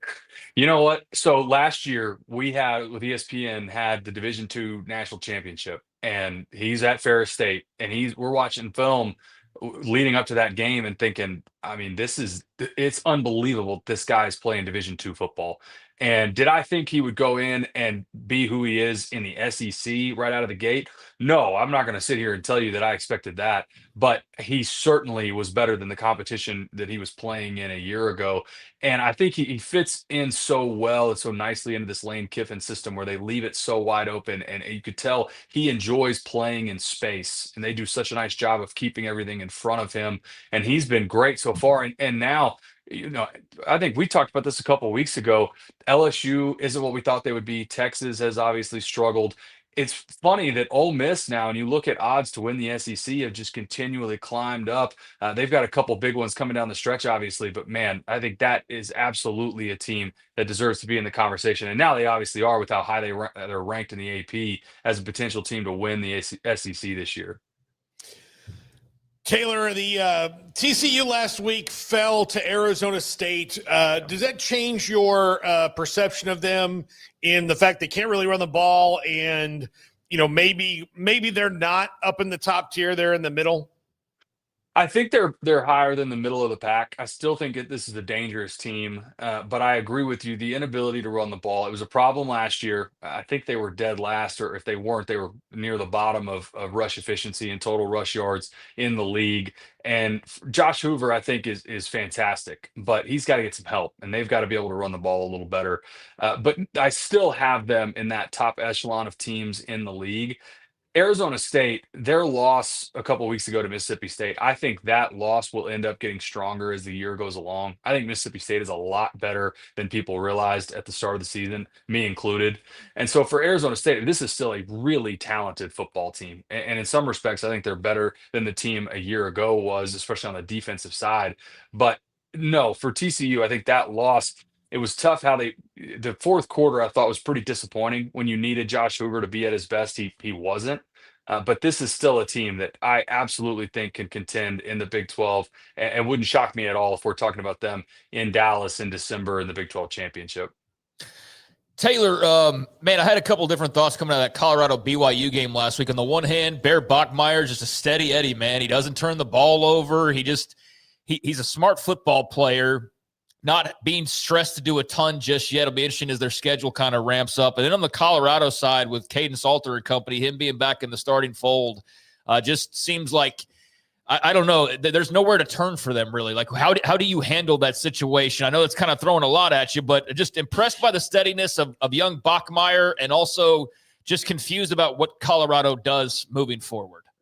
Well, I think Colorado may be confused about what Colorado's doing right now. I mean, Caden Salter, when he came from Liberty runs a similar offense to sort of what Rice is doing right now, right? Where when Caden Salter was at his best, it was sort of gun option, and it was, zone read with triple option off of it, and your shot plays were two routes, and it was max protection. And right now, you've moved into a system with Colorado that I think they're trying to play to his strengths now, but Caden Salter in the first part of the season looked like a fish out of water to me. I think the last 2 weeks he's certainly been better, but I think Colorado, at best is probably a 6-6 team. If they can get to a bowl with this team, I think that's probably about the ceiling. For BYU on the other side, Bear Bachmeier looks to me like a freshman quarterback that is extremely well coached. They play sound defense. They do a great job in special teams. Look at time of possession and look at where they have their starting field position in most games.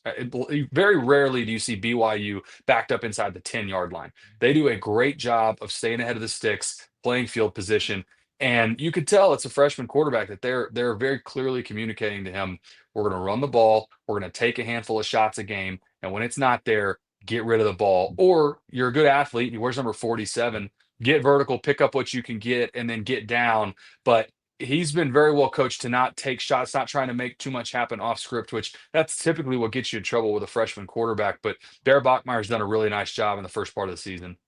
Yeah, I can't wait to see Bear Bachmeier, the sophomore and junior, Taylor. I think it's going to be really fun. They got Ryder Lyons rolling in right after him, so I mean they're set up well. Like man. that, yeah, that worked out perfectly. As soon as Ryder Lyons gets done with the mission trip, he's going to roll in there and be ready to go. And he'll wear 48. Yeah, I hope so. I hope so. Kansas. I don't want to take it away from Cincinnati, but Kansas was leading the game and couldn't close it out.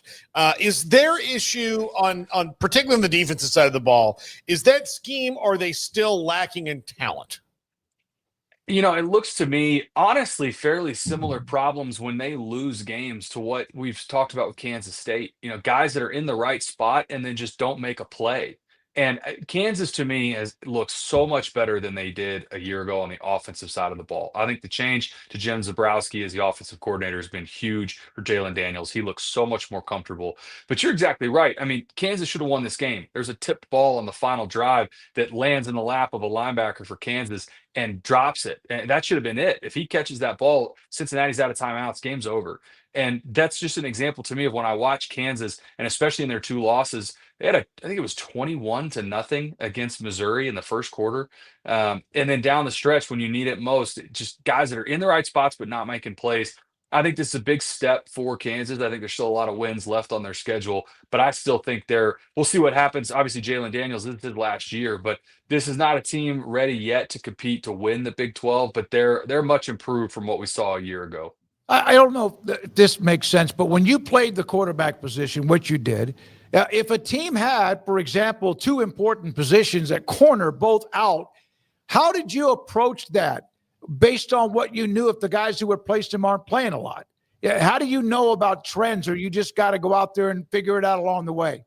Yeah, so anytime you had one guy, or maybe it's 2 or 3 studs that you knew were out in a game, you always went into the game trying to see how were they going to react, how are they going to play you, right? Because you have your plan and what you've seen on tape, but if your 2 starting corners are out, it's not likely that you're going to walk out there and see their backup corners in press man.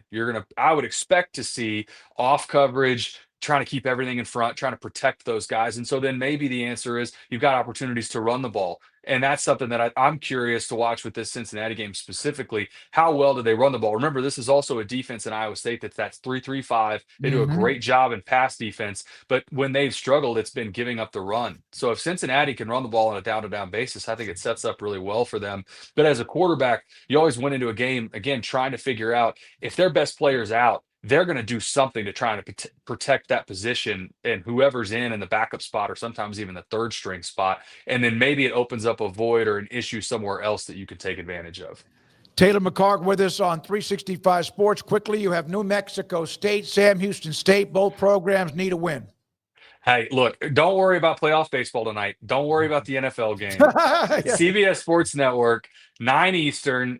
And look, Sam Houston's had a brutal start to the season and a lot of stuff that has not gone their way. Some of it is not their fault. They have not all season. They won't play a true home game because they're redoing their stadium. They're playing at Shell Stadium in Houston. They've had 1 game there and 3 games on the road, including a road trip to Hawaii and Texas. So it's been a tough start to the year. 2 quarterbacks have gotten hurt. They've kind of rotated guys around. Hunter Watson is back healthy in this game, we think. And then on the other side, New Mexico State, they play a lot better at home than they have on the road, and trying to figure out a way to run the ball. But look, if you look at what Vegas thinks about this game, they think it should be pretty entertaining and close. So I'm hoping we have a good one. Taylor, thank you. Appreciate it. Anytime you're available. And on the road, Sam Houston State, New Mexico State, Taylor McCarg, CBS Sports Network. Appreciate his time. He also appreciated the Rice coverage we had last week with Coach Abel and Taylor on at the same time, or on the same day. Yeah, that was fun talking to Coach Abel, and really enjoyed that interview with him, and then being able to talk to Taylor right afterwards. I don't think he's going to be joining us for a while after that, though, because they lost to Navy. But Navy's that's unbeaten. not our fault. Navy's good. No, It's yeah, not our you're fault. right. Yep. But if they're going like, what happened in the last 3 weeks that's different from this winning streak we were on? He joined us, but it was only good things. It was only good things. Yeah, no, it was. Yeah, I think it was fine. Yeah, but if North Texas loses this weekend, then we might need to start figuring We had it a out. run where they were winning. The guys we had on we were did. winning, but North Texas, Well, we USF only in a get week. them after wins. Well, we do that too. Yeah, I mean, so well, we we do that too. We haven't had a coach after a loss. I want to get if Vanderbilt wins, we're going to work on Clark Lee. Yeah, I'd love to get UNT him on. obviously doesn't play this weekend. It's next weekend. It's USF. It'll be a great game. Look, who do you want to see lose? Help us get a guest. We'll on book for their this coach. week. Yeah. Mario Cristobal. No, Paul. This week, Mario Cristobal. Yeah, no, we'll work. Yeah, no. I've been tempted to ask everybody, but we just kind of get short on time. But like, where is FSU Miami in your all-time rivalry rankings for? You know what? Nostalgia purposes and just growing up watching. Because, like, dude, honestly, Florida State Miami was a much bigger deal to me than Alabama Auburn or games like that growing up. Like Oklahoma Texas is always a big deal. But there, like Colorado and Nebraska was a big damn rivalry growing up. Like, I don't know how high I would have that, but yeah, some of like Georgia, Alabama was not, for me at least growing up, like not nearly as big of a deal as it is now. Florida State, Miami, I think was and not to take away from the Florida FSU rivalry, Florida State, Miami, I think was the rivalry of the 90s because so many games were so close and came down to those missed kicks. You know, missed kicks, Paul. The wide, I'm just kidding. the wide rights. Did they ever hook one like Nebraska did against Florida State? Just hook it? Yeah. No, it was all. I was at wide right 3, and that is still a traumatic experience that I have not worked through. I forgot there was a 3. Oh, no, Matt Munyon. Yeah. TheAthletic.com did the top 100 college football rivalries. You want to go 10-1? I know you got off the radar, Craig. I don't have a lot of stuff, so sure. Right. Number 10, Minnesota, Wisconsin. Skip it. Number what 9. Big Ten writer put this list together? Yeah. Number 9, Florida State.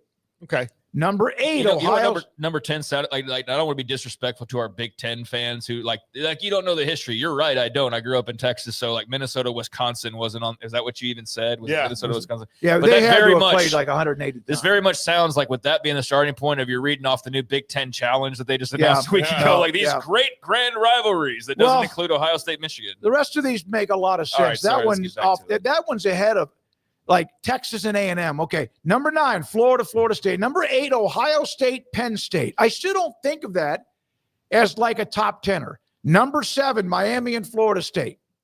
Number 6, Nebraska, Oklahoma. Number 5, USC and Notre Dame, which is in jeopardy, as was Nebraska, Oklahoma. Number 4, Army, Navy. Number 3, Texas, OU. Number 2, Auburn and Alabama, and they damn sure hate each other. And number 1, Michigan against Ohio State. I think where was OU Texas on that? They were number 3.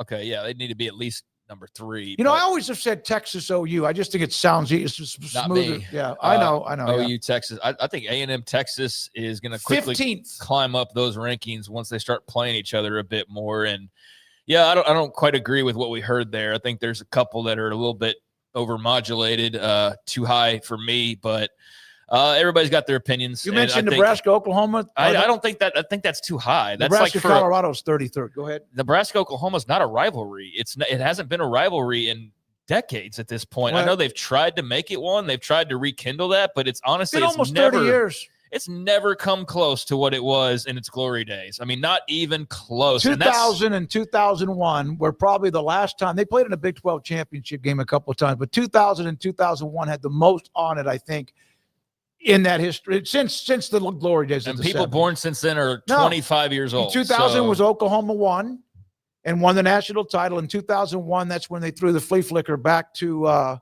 Crouch and beat Oklahoma the year after. That's great. I mean, I know there's a history there. I just don't think present day, unless you're over the age of 45 years old, that it's a real rivalry that people think of off the top of their heads. But so, yeah, I would think that's a little bit too high. But Florida State, Miami, getting back to the point of this all, is definitely, hey, Craig, when's your sweet spot of watching college football? It'll be the 90s and the 2000s, the most formative years. And I think Florida State, Miami is definitely top 5, I think, in my head. I mean, Ohio State, Michigan's got to be there. OU, Texas. I haven't really fleshed this out, but it does. Just hearing that name, Florida State, Miami, makes me think of like growing up watching college football. That was always the game, and it was about the same. It depends on sometimes, but then you had that Texas OU game, but that Miami Florida State game set the tone for that year in college football for many, many years, for about 15 years in a row. All right, when we come back, Craig Smoak and Off the Radar. We have news on Brandon Rowe that we need to share.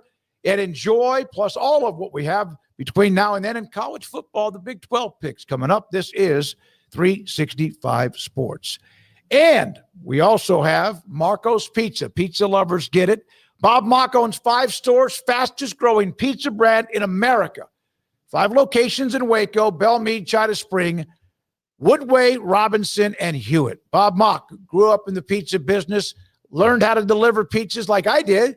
Then you get inside the store, you learn how to make them. Then you run a store, and then you buy a store, and he has 5 of them. Great guy. We see him at all the sporting events around the area. Marco's Pizza with my favorite, the large, thin crust, all-meat pizza. Love what they put on the pizza. Had one, in fact, over the weekend. When I didn't want to cook, I was a little bit lazy. I said, let's order a pizza, and I did. Marco's Pizza. Pizza lovers get it. In our logo and advertising, we say we are people that you can count on. What does that mean? It starts with providing a quality vehicle and quality service at a fair price. But it also means we do what we say we will do, and we treat people fairly with respect. It starts by hiring great people, good local folks who work hard with a caring attitude. Our employees are the real reason we are people that you can count on. Put us to the test and see for yourself that at Richard Carr Motors, we are people you can count on. Parenting is full of surprises. You never know what to expect. So after our son was born, I called my Texas Farm Bureau insurance agent to set up a life insurance policy in case something happened to me. Sawyer is now 2. And we'll soon have a sister. There's no one else I would trust with protecting my family. Stop by and see our agents at one of our 3 McLennan County locations. Coverage and discounts are subject to qualifications and policy terms and may vary by situation. Developed by Startup Waco, a nonprofit organization, GXG is a program designed to support the entrepreneurial development of Baylor University student athletes through NIL activations. The program helps student athletes maximize their platforms and offers a comprehensive support system for them to create and grow new businesses that not only benefit themselves, but also uplift the local economy. Fans who wish to support student athletes can donate to GXG via the GXG NIL Fund, BaylorBears.com/GXG. Contributions to support NIL activations through GXG can be made at BaylorBears.com/GXG. For more information, follow at GXG_GreenXGold on social media and visit the official website www.gxg.startupwaco.com. GXG, empowering student athlete entrepreneurship and uplifting the local economy through NIL activations.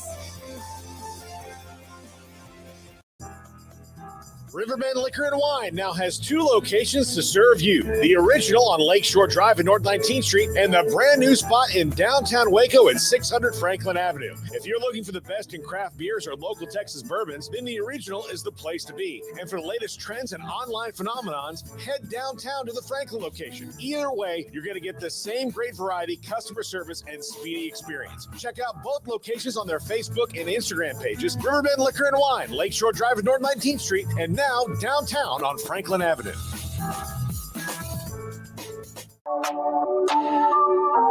This is Craig Smoak's Off the Radar, presented by Alliance Bank. They take pride in making banking easy. AllianceBankTexas.com. Back here on 365 Sports. Get that nice sigh out. I'm monitoring a tracking device for something, but I'll get to it in a minute. Yeah. Okay. Well, yeah, I could sense that. So here we are with Off the Radar, a little pocket of time to take a look at some different stories going on around the world of sports. And it's a Thursday, so let's go ahead and kickstart Brandon over here with some college football TV ratings, our normal spot to sit here and look back on the week that was and look at that big fat number on top of this list. Not the highest watched game so far this season, but it's right up there as Alabama, Georgia. No surprise, pulling in a big number for their monster SEC showdown last Saturday night on ABC. I don't know what the trade-off is for the money spent versus the return you get, but it does seem like ABC is absolutely feasting with these SEC games and the mix of other contracts that they have as well, because you get a lot of those big matchups, but Yeah, they've got to be happy because the numbers have been through the roof so far, and it was about what you anticipated for Alabama, Georgia. They did, in fact, cross that elusive double-digit 10 million figure there, 10.42 million viewers for the Dogs and the Crimson Tide there in Athens. And that was the highest-rated broadcast, of Week 5, but the 6th largest audience of the season. So that one was the big winner, and that was also going across from another big game there on NBC with Oregon and Penn State. They were on simultaneously. So think about it from this standpoint. You had two games on exactly the same time. The number one on ABC, that SEC matchup, pulls in 10.42 million. And meanwhile, over on NBC, you've got the Big Ten matchup. And it's kind of a sign, I think, of things to come. It's it's ABC versus NBC, SEC versus Big Ten, mega matchup versus mega matchup, Saturday night. But Oregon, Penn State, 8.5 million viewers. And so there you go. Nearly 20 million people watching those two games alone last weekend, all at the same time. And much to my dismay, the Penn State-Oregon game was not available in multi-view, even create your own on YouTube TV. So I had to flip back and forth like it was 2023. Gosh. I mean, so tiresome the things they ask us to do to watch what we want to watch nowadays. I had the ESPN multi-view on again last weekend. That came in handy. It leaves a lot to be desired. Like, I like it. I like the ability to go like, oh, let's go to the top right and make that the main thing for right now because everybody else is in commercial or whatever. But I don't like not being able to select all the games I want. I would love, and everybody else says the same thing, I would love to be able to just choose my games, but I know it's a lot more complicated than that. The moment we get there, though, it'll probably cost $1,000, and there will be people who be like, great, I'll go for it. I found this out. You guys can tell me what happens the following weekend because I will not be watching. I won't pay $1,000 for it. But Roku TV, you can get any 4 things on it. So now I have to change everything that I have, though. If what I do you want mean to do Roku that. TV can So do Roku that? On Roku TV, if you have Roku TV, you can watch HBO and Showtime at the same time if you wanted. Any of the channels that you have available on that, you can do it if you have the right device. Oh, I need to look into that because I have Roku on 2 TVs, and I had no idea you could do that. But yeah, if you had the double TV thing going on, you were amongst about 20 million people watching Alabama, Georgia, Oregon, Penn State all at the same time last week. And also big number, LSU Ole Miss, 6.69 million Saturday afternoon SEC sweet spot. Ohio State, Washington, 5.23 million, same time as LSU Ole Miss. So again, man, when they go to the TV network, it's going to be Big Ten, SEC, just monster numbers. 8 of the top 10 viewership this year. ABC has 8 of the top 10. Fox has the Texas-Ohio State game, which was monstrous. And NBC, that Oregon-Penn State game, is in the top 10 too. I need a correction. It's Fubo TV on the Roku. Okay. So if you have Fubo TV, now I got to sign up for Fubo. But here's what I'm hoping, because I have Hulu as my main thing, and my YouTube TV free subscription ran out last week, the promo code. So I'm not going to pay for 2 different things. But Hulu, Disney bought Fubo TV to take that technology. So hopefully it'll work out for me. Yeah, I knew it sounded too simple. I knew it sounded too simple there for a moment. Like, I just got the Roku. I'll have this. Nope. No, I got another hoop to jump through. Florida State, Virginia, meanwhile, on a Friday night. God, I bet they had a great audience to watch that. They did. Nearly 4.5 million people saw lots of evidence. One of the all-time classic field stormings and a great upset in the ACC as Chandler Morris, despite throwing 3 interceptions, helped lead the Cavaliers to a win over top 10 Florida State. So, 4.39 million, and there's Florida State, going, hey guys, look at this on a Friday night. Against Virginia, the highest rated Friday night game ever, which was brought up today. Ross Dellinger wrote an article about the quick turnaround. Okay, and Michael Alford and the board president both mentioned, like, hey, when we're on, people watch. Yeah, no, I mean, that's we're going to hear a lot about TV ratings moving forward, especially as we close in on about 2030. So Florida State, Virginia rounded out the top 5, but Notre Dame, Arkansas with a huge number, 4.26 million for that one, over 4 million for USC, Illinois. Fox. That's Illinois got that market, that huge market. They do. That big noon kickoff. Auburn A&M, nearly 2.5 million on ESPN, the highest rated Big 12 game. BYU at Colorado, late Saturday night, Damn. $2.46 million. Now, I thought maybe Colorado would start to see a little bit of dip in the TV ratings as of a week or so ago. I still anticipate that, but a dip for them is still better than a lot of other schools in the league because Dion brings eyeballs with or without his sons in tow. So BYU, Colorado, BYU obviously brings a large audience as well. And I think there was some intrigue with that being late Saturday night. Thought maybe the Cougs could walk into some upset territory, and they nearly did. I mean, they nearly did, but nearly 2.5 for that.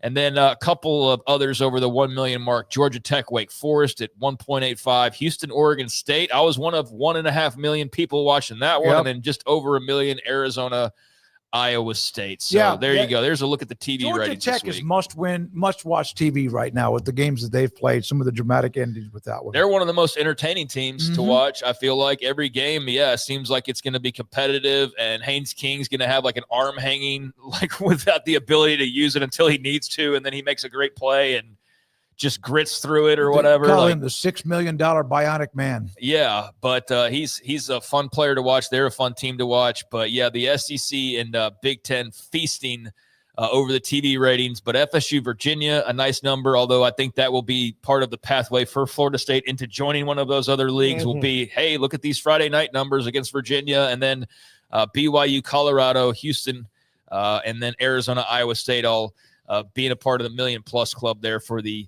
Big 12. But there you go. There's a little look at the TV ratings. Always like to give those a glance before we head into the following weekend. A couple of notes out of the NFL, and because I am a total Washington Commanders homer, every once in a while we're going to have an update on them if it seems random. But it's not so random because, again, a bit of a Washington Commanders homer. But man, does this not seem like it always happens? A guy gets into a contract tiff, and then he gets his contract, and then he comes back and he can't stay healthy? Because that's what's happening with Terry McLaurin and the Commanders right now. I said that back in the summer. Remember, you have a long holdout, you're going to get hurt. CD and McLaurin.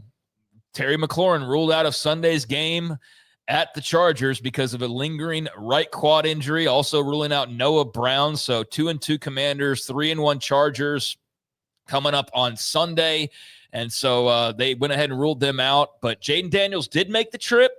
Not I don't think he's confirmed. I don't think he's carrying a designation as of right now. Yeah, not confirmed whether he will play or not. He has a designation. It's savior.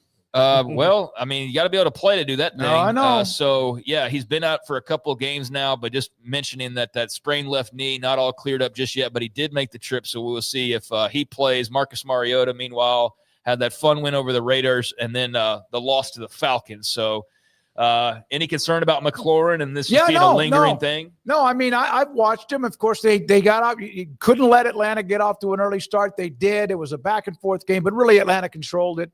Penix was good. Bijan awesome. was really good. Freaking awesome. I got to be honest with you. Jaden Daniels, they need to be careful with him if he has to sit out another week or two because you don't want to have the repeat of RG3 with a knee. Practice fully today is not carrying an injury designation. Well, that's good. He'll play then, and they're a different team. They're a different team. Doesn't mean they'll win, but they're a different team, obviously, with him at quarterback. Yeah, certainly. So, meanwhile, got some baseball playoff action going on. Bottom of the ninth out in Cleveland, got the Guardians trailing with just one out to go. So this could end while I'm talking about it. But Guardians down 6-3, series tied at 1 apiece. And you're going to have the Tigers. Is this, Paul, is this best of 5 or is this best of 3? Yeah, I thought so. They're all, I mean, all the ones that are today are over today. I was confused about whether that was the case in this round or not. But so, yeah, the Tigers looking like they could punch their ticket to the next round with one more out here, out on the road in Cleveland. Meanwhile, the Cubs in another series tied 1 game apiece, so winner will advance. Cubbies at home up 2-0 early in the top of the third against the San Diego Padres. And then later on tonight, winner advances. You've got the series tied at 1, Boston at New York on ESPN. First pitch just after 7 o'clock Central Time. So we've already seen some teams move on. LA moving on, the Dodgers as well as the Phillies. So they'll play each other, or the Dodgers moving on. So they'll play the Phillies in the next round, but got some others awaiting. So here we are. Detroit looks like they're going to book their ticket. Chicago long way to go, but up 2-0. And then tonight, Yankees, Red Sox. So our resident Red Sox fan, thoughts on what we've seen so far, and also what? You got a Yankees guy in here too, who doesn't have a microphone. Oh, so, okay. All right. So again, hey Andrew, yell at the people for us, please. Smokey hasn't figured out that Andrew's computer doesn't control anything over here, or that he doesn't have a microphone. But it's fine. It's fine. So, Paul, thoughts with the microphone? Thoughts on the playoffs? Anything that I just mentioned there, and then tonight's game, obviously. It is final, by the way. Yep. It's over Detroit and Cleveland. Okay, Detroit now final. Yep. Yeah, Detroit's moving on and awaiting. We'll see tonight what happens. The Red Sox and Yankees it's always going to be tight. It's always going to be crazy. Tonight you're going to see the Connolly Early versus Cam Schlitter matchup. Watch out how you say his name. I can say whatever I want. We're on the internet, buddy. So Connolly Early and Cam Schlitter tonight, but it's probably going to be a Johnny Holstaff for both teams as they have to prepare for another series that starts in a couple of days. So you'll see a lot of relief pitchers tonight. We'll just see you as the best lineup put together. But last night was close. How long before they take these series and they go best of 5? I don't think they will because I don't think that does much. They got to get them done. They push it already back into Christmas. Yeah, they got to get them done before like November 3rd, reasonably, before people lose interest. And but yeah, if the Cubs hold on here, the Cubs could be surprising. They could sneak past some people, but I still think that this thing's probably going to be, one of the big boys who's been big all the time. Like the Dodgers won last night. Mm-hmm. They're all healthy.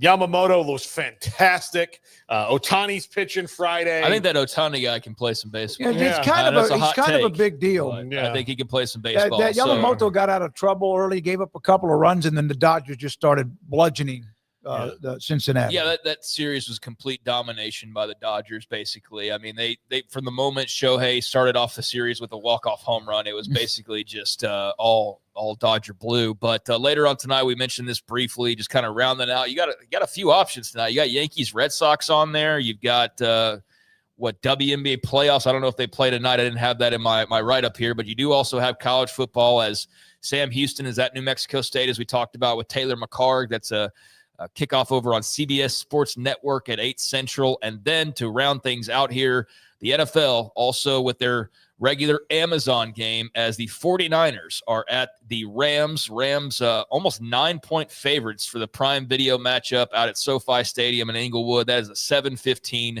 kickoff, as I mentioned, on Amazon. So any thoughts on Niners-Rams later on tonight? I think the Rams should win the game. They're the better team, but the Niners being 3-1 despite all those injuries is pretty impressive. Man. No, it is. I'm not saying their culture wins, but it does seem like that's true. Yep. It does seem like that. So there you go. There's a few things off the radar. We're not going to talk about Kathy Engelhardt or whatever her name is in the WNBA. Have time but no, I know. I mean, y'all are interested in that story. Well, no, just most everybody's seen it. Nafise Collier, right? From the Fever. She, in an exit interview, read a statement about meeting with the WNBA commissioner and talked about how players like Caitlin Clark, Angel Reese, and Paige Beckers are underpaid, and how can they fix that? And officiating, and the commissioner went, people who are basically sore losers talk about the officiating, and that that Caitlin Clark, tell me if I'm wrong, is fortunate that she has the WNBA brand to make the kind of money she's making. She literally said that. And when she went to go respond to Collier's comments, she basically was tone deaf, or whatever that term is they use these days. She's on the hot seat like Billy Napier when it comes to that. It didn't seem like she understood, as if she has run the league. She does. She's the commissioner. All right, when we come back, Big 12 football. We have games, including, of course, that BYU game and others coming up this week. We're going to have the picks and what's going to happen with that Tech game with Houston. What do we think? What do you think? All of that and next. This is 365 Sports. At Sturdy Steel, we build more than grandstands and press boxes. We build the spaces where communities come together. Based in Texas and serving communities nationwide, we're proud of our reputation for dependable, high-quality work and strong client relationships that stand the test of time. From concept to installation, our team of skilled drafters, welders, and installers takes pride in delivering seating solutions designed to last. With a focus on dependability, transparency, and service, we are here to make the unique needs of architects, contractors, schools, and venues across the country. We ensure every project is seamless, sturdy, and ready for generations of fans to enjoy. That's Sturdy Steel. Automatic Chef is your local vending, office coffee, and micro market provider, delivering outstanding service to break rooms all over Central Texas for over 50 years. Automatic Chef brings the best products to your location at the best prices. With hundreds of choices in fresh food, coffee, snacks, and drinks, let Automatic Chef tailor a break room solution to your needs. Make break time great again with Automatic Chef. Automatic Chef Canteen, 6900 Imperial Drive in Waco, or online at automaticchef.com.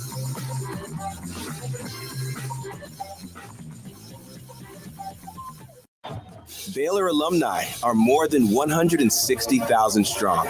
When we all join hands to support our university, we don't just move the needle, we move mountains.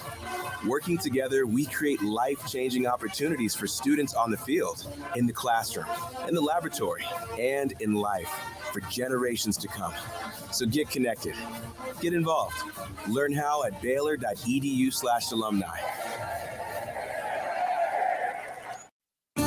There are 26 letters in the alphabet, over 600,000 words in the dictionary, and just 3 of them said together can change everything.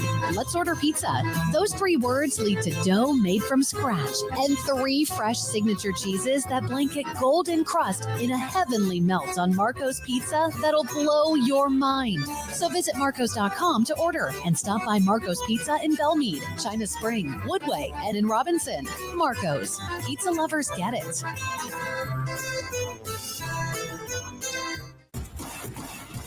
Penny Clinic Men's Healthcare in Woodway is now proud to offer you men an exceptional weight management body sculpting product called semaglutide, also known as Ozempic or Wegovy. Semaglutide is an FDA-approved weight management medication.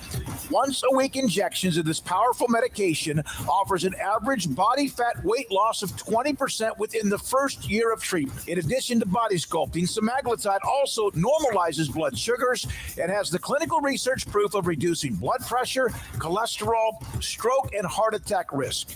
If you're like most men and you have stubborn fat that will just not respond to typical diets and exercise, then help is finally here. Semaglutide, affordable, highly effective.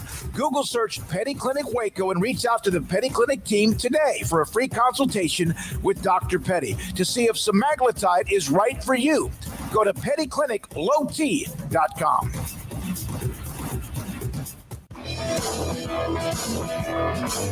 This is 365 Sports. Enjoying the show? Hit the like button and subscribe. All right, we're really good at predictions. Last week in the college picks, I was 1-4. Paul, you were 3-2 or 2-3? I was 2. What was Craig? Craig was 3-2. So Craig was 3-2. So we also do the Big 12 predictions as far as all of the games. And if you're in the chat room, we would appreciate if you want to text in your pick when we mention a specific game. And then we'll check in on ourselves, which we sometimes don't want to do. Here we go.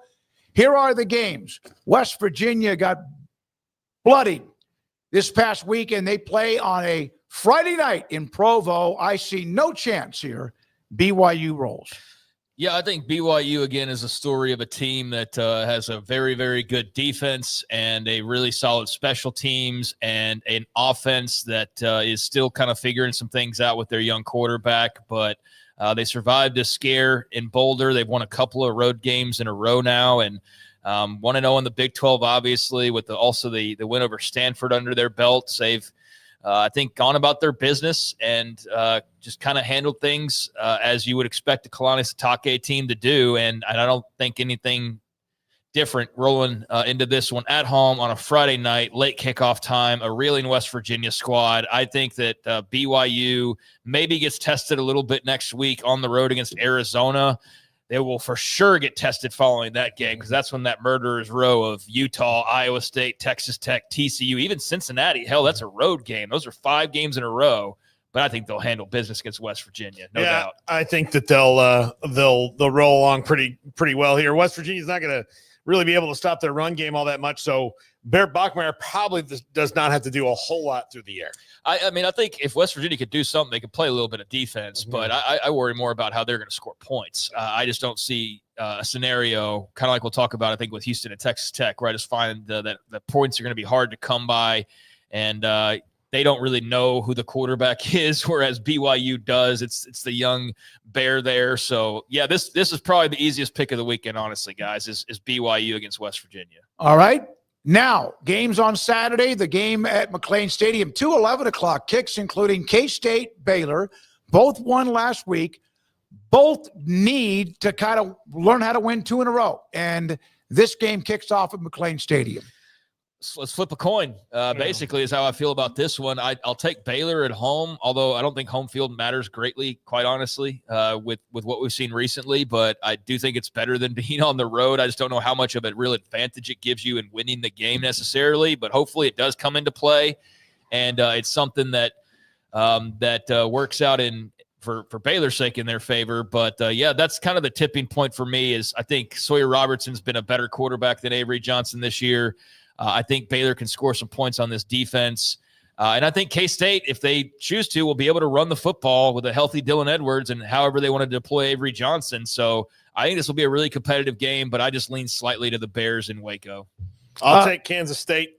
I think that, I don't know. I said they can run the ball, and Baylor can't stop the run unless they, they can't stop either. Yeah, they can't stop the run. Yeah.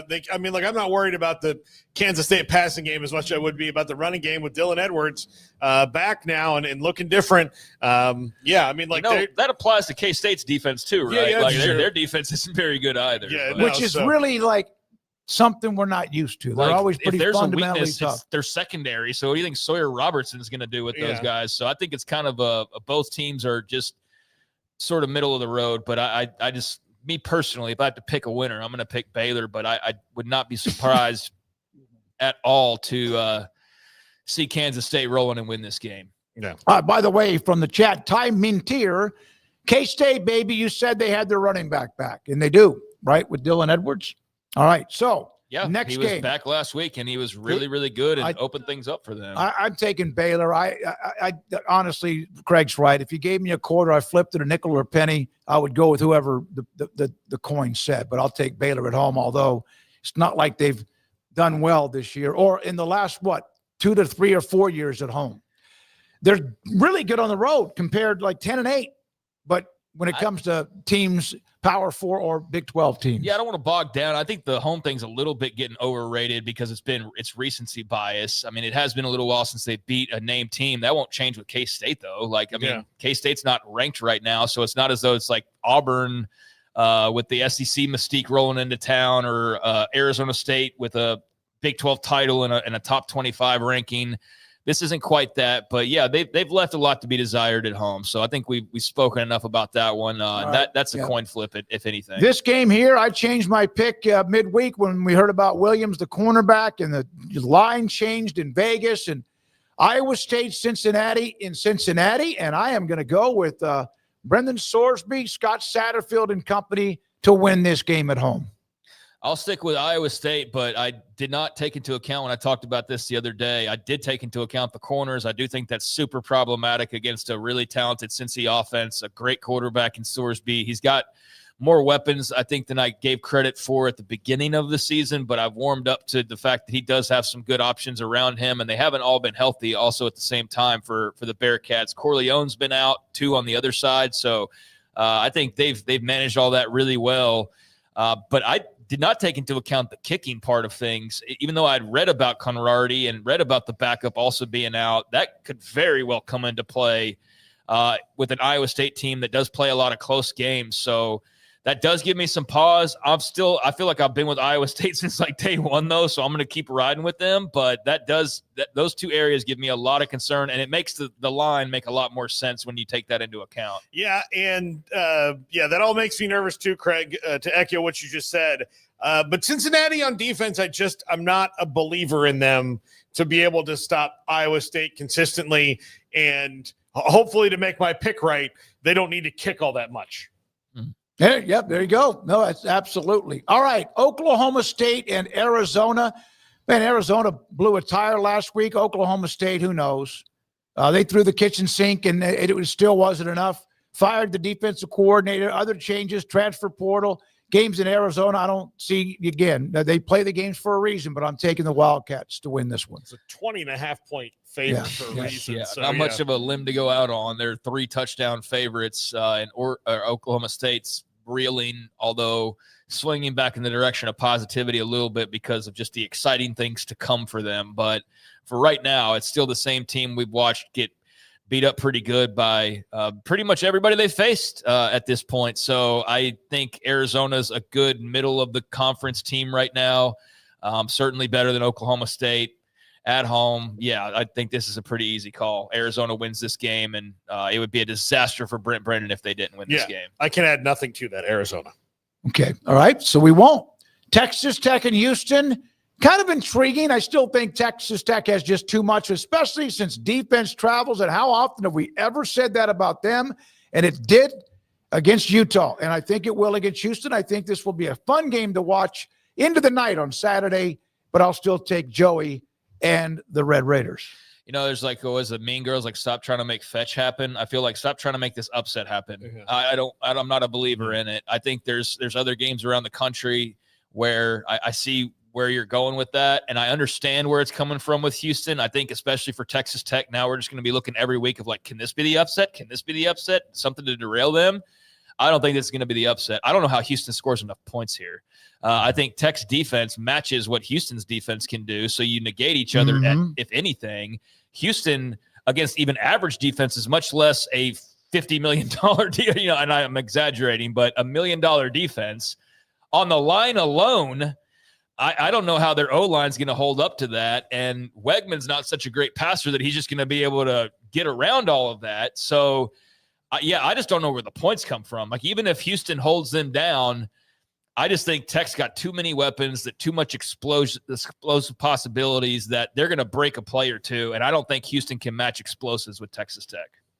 Yeah, I think that Tech will – I think Tech will cover this spread. I don't know. It's not going to be easy because Houston's much improved and they're good on defense. But I just think Tech's. I mean, they're playing such good football right now, and they've had the week off to get healthy. And hopefully that means that Baron Morton doesn't have any lingering concerns. But I think that the more Will Hammond plays, the more we've seen that he's getting better. So I think they can win with either guy. No, I don't think there's any question. The question is that if they're struggling or just kind of hitting and missing, but the offense isn't producing, what do you do when it comes to the quarterback play? If that's the reason, not sure that will be the reason. I think Houston would have to get like a pick six early off of Morton, and then maybe like a kick return touchdown or something, and kind of put them to where they're having to press. And then you lean on your defense and on your running game with Wegman and Connors, and I think that's a path to victory. I just don't think it's likely that you bank on, big game-changing types of scores. You can't predict that type of thing, but that's how it would need to happen, in my opinion, to happen, and I'm just not banking on that. That game started. I'm doing a lot of this, but I'm not gambling, but I probably need to. 6.5-point pick, now 11.5. It's gone up big for Texas Tech. Now, Colorado at TCU. Colorado, 14-3 against BYU, and then they lose. TCU not sharp enough to win the game at Arizona State. And a lot of these games seem to be, there's 3 or 4 that are dicey, but I take TCU to win. I think they're going to put up a ton of points too. I think TCU wins this game. I think they'll bounce back nicely from their second half a week ago. I think Hoover will kind of be able to do what he wants. It was like watching yakety sacks last week, watching Colorado's defense trying to tackle in some cases, or just busted coverages and whatnot. So I think TCU will be fine there. I don't think they'll have to run the football the way they probably needed to be able to do a lot more last week. So, Yeah, not thinking too much on this one. The Colorado offense is just kind of all over the place, and there's been some good things to take away from Caden Salter, but there was also a lot of bad, like the way the game ended, for example. So, give me TCU to bounce back at home. Yeah, I think TCU wins 13.5. They probably cover. Colorado just they don't have the bodies right now. They just don't have the guys, the Jimmys and the Joes that they had, and they've got to do a lot of adjusting, and not going to see a lot of good old run game in this one. No, probably not. Yeah, so this game kicks off at 6:30 Central Time. If you would like to watch the whole thing, I hope you can stay up for 4 hours. It will be a 4 hour. That Colorado game last week that got the BYU got a lot of viewers. Well, heck, they're a mountain time, and so it's not a big deal. It's an extra hour. We're on the East Coast. You can see where that game shuts down. Last game, KU and UCF. Man, I tell you what, UCF didn't play well last week. Kansas did, but they couldn't hold on to it. I'm taking KU on the road. Again, I know the bounce house can get a lot up and down and crazy, but I'm going to take KU and Jalen Daniels. Clear quarterback advantage for Kansas. There already was before if everybody was at full health, but especially when you've got a pair of quarterbacks dealing with AC issues like you do in Orlando right now. That's even more of a one-sided matchup. I think KU will be pissed off after losing last week, which was a loss, but it was a close loss. It was an interception away, as has been well documented all week long. I mean, they were there with a chance to beat Cincinnati, and all this Cincinnati rah-rah stuff we've been hearing this week would not even exist if Kansas makes one play. So I think they're still a good football team. I think UCF's still very much trying to figure things out under Scott Frost. They've had some good positive moments, but I think Kansas is just a better football team right now. So give me KU at the bounce house.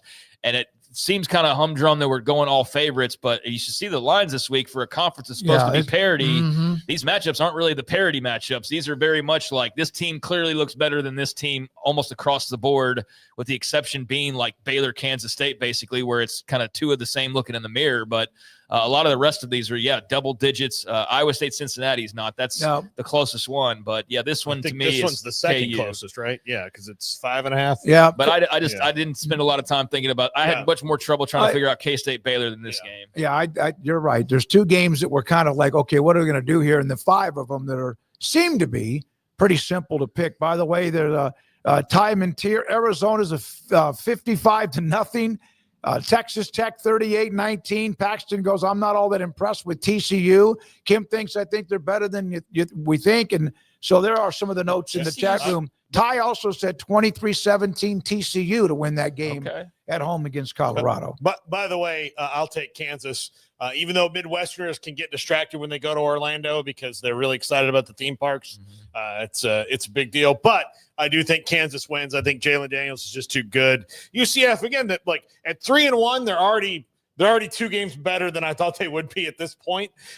So keep chopping wood, keep getting better, keep installing the system and changing it, Scott Frost. But this week, I think this Kansas too. Well, and then you got to feel like Paxton, who knows a UT guy. He goes UCF for no reason at all.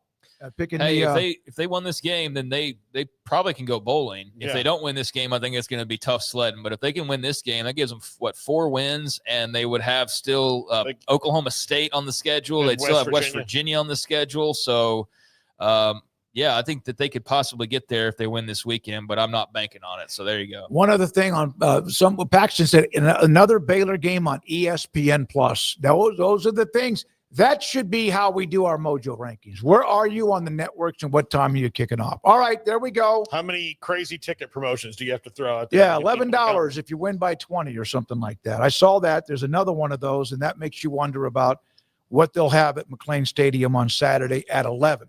Now, Paul Catalina and the top 5. We'll also have the Spin the Wheel and, of course, quizzes and poll results. All of that and more.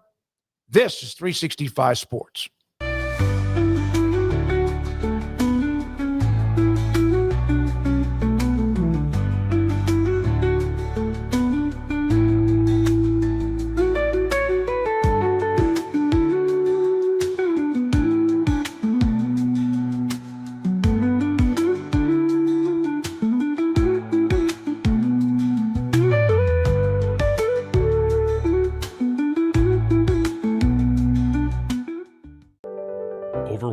your inbox? Clean Email is here to help. Organize, clean, and manage your emails with powerful automation tools. Say goodbye to spam and clutter and enjoy a stress-free inbox. Try Clean Email today at cleanemail.com. That's CLEAN email.com. Founded in 1910, Samsonite is the world leader in durable, high-quality luggage and travel accessories. Made to the highest standards, our products won't let you down. We give you the confidence to get out there and explore. Inspired by the past, devoted to the present, and built to inspire a multi-generational future, Samsonite is here to elevate your journey. Travel with Samsonite and pack confidence every step of the way. Shop now at shop.samsonite.com. Samsonite.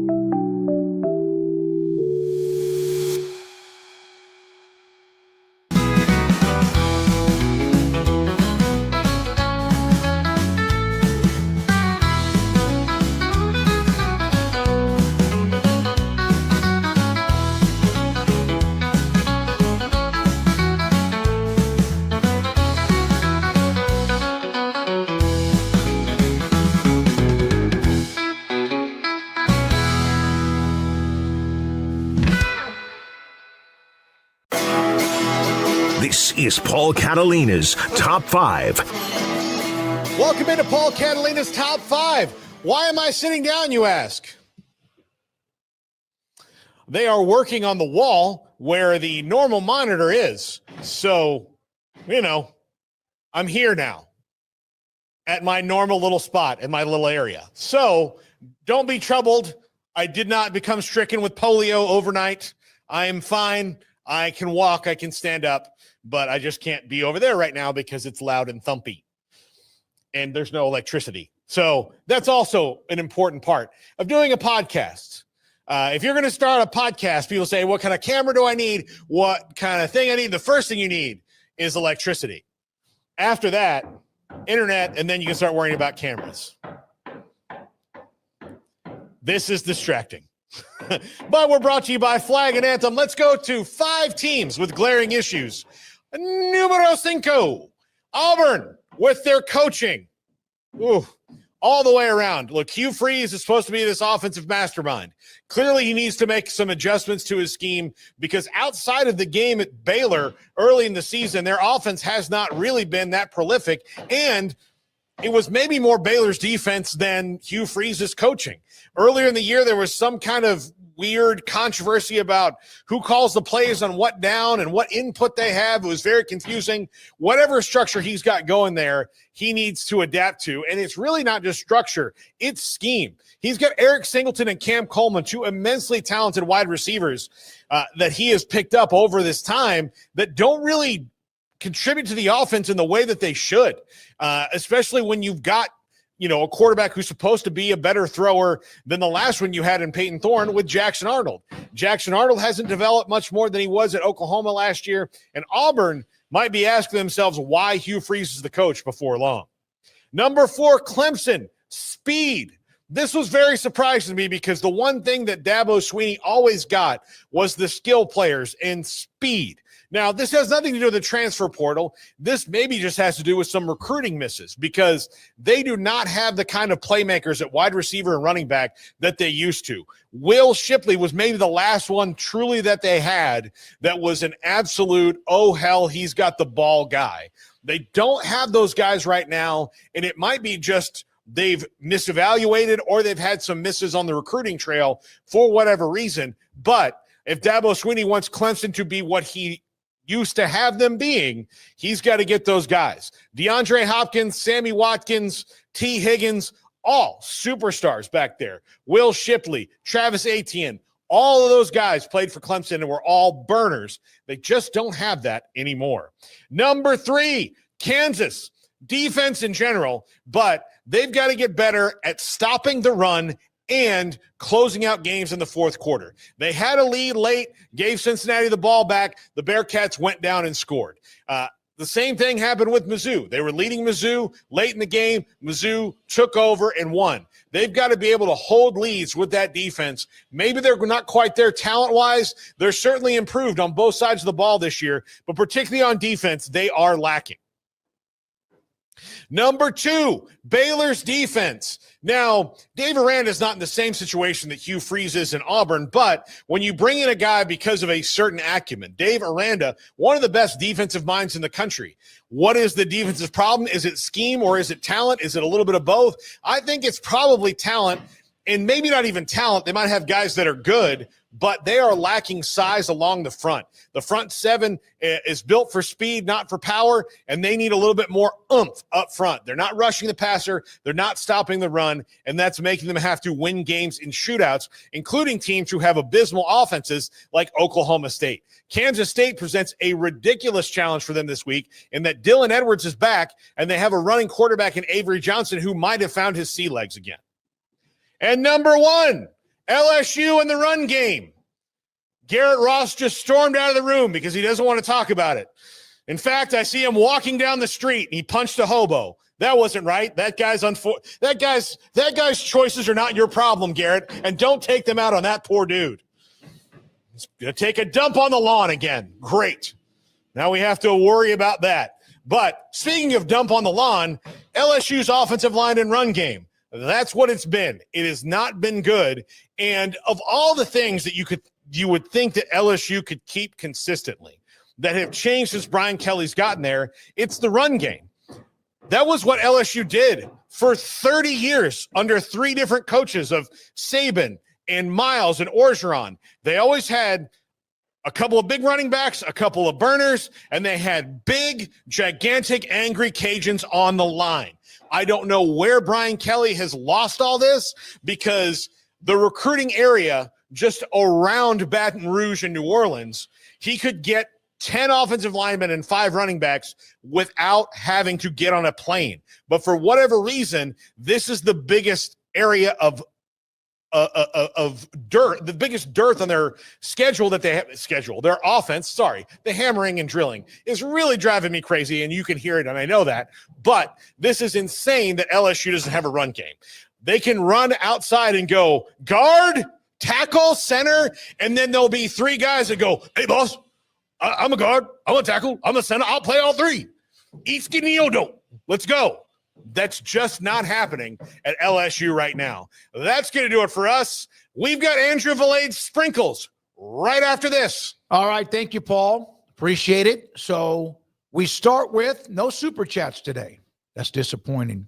Spin it, Paul. It sounds like it's out of gas. Okay. Favorite college football mascot?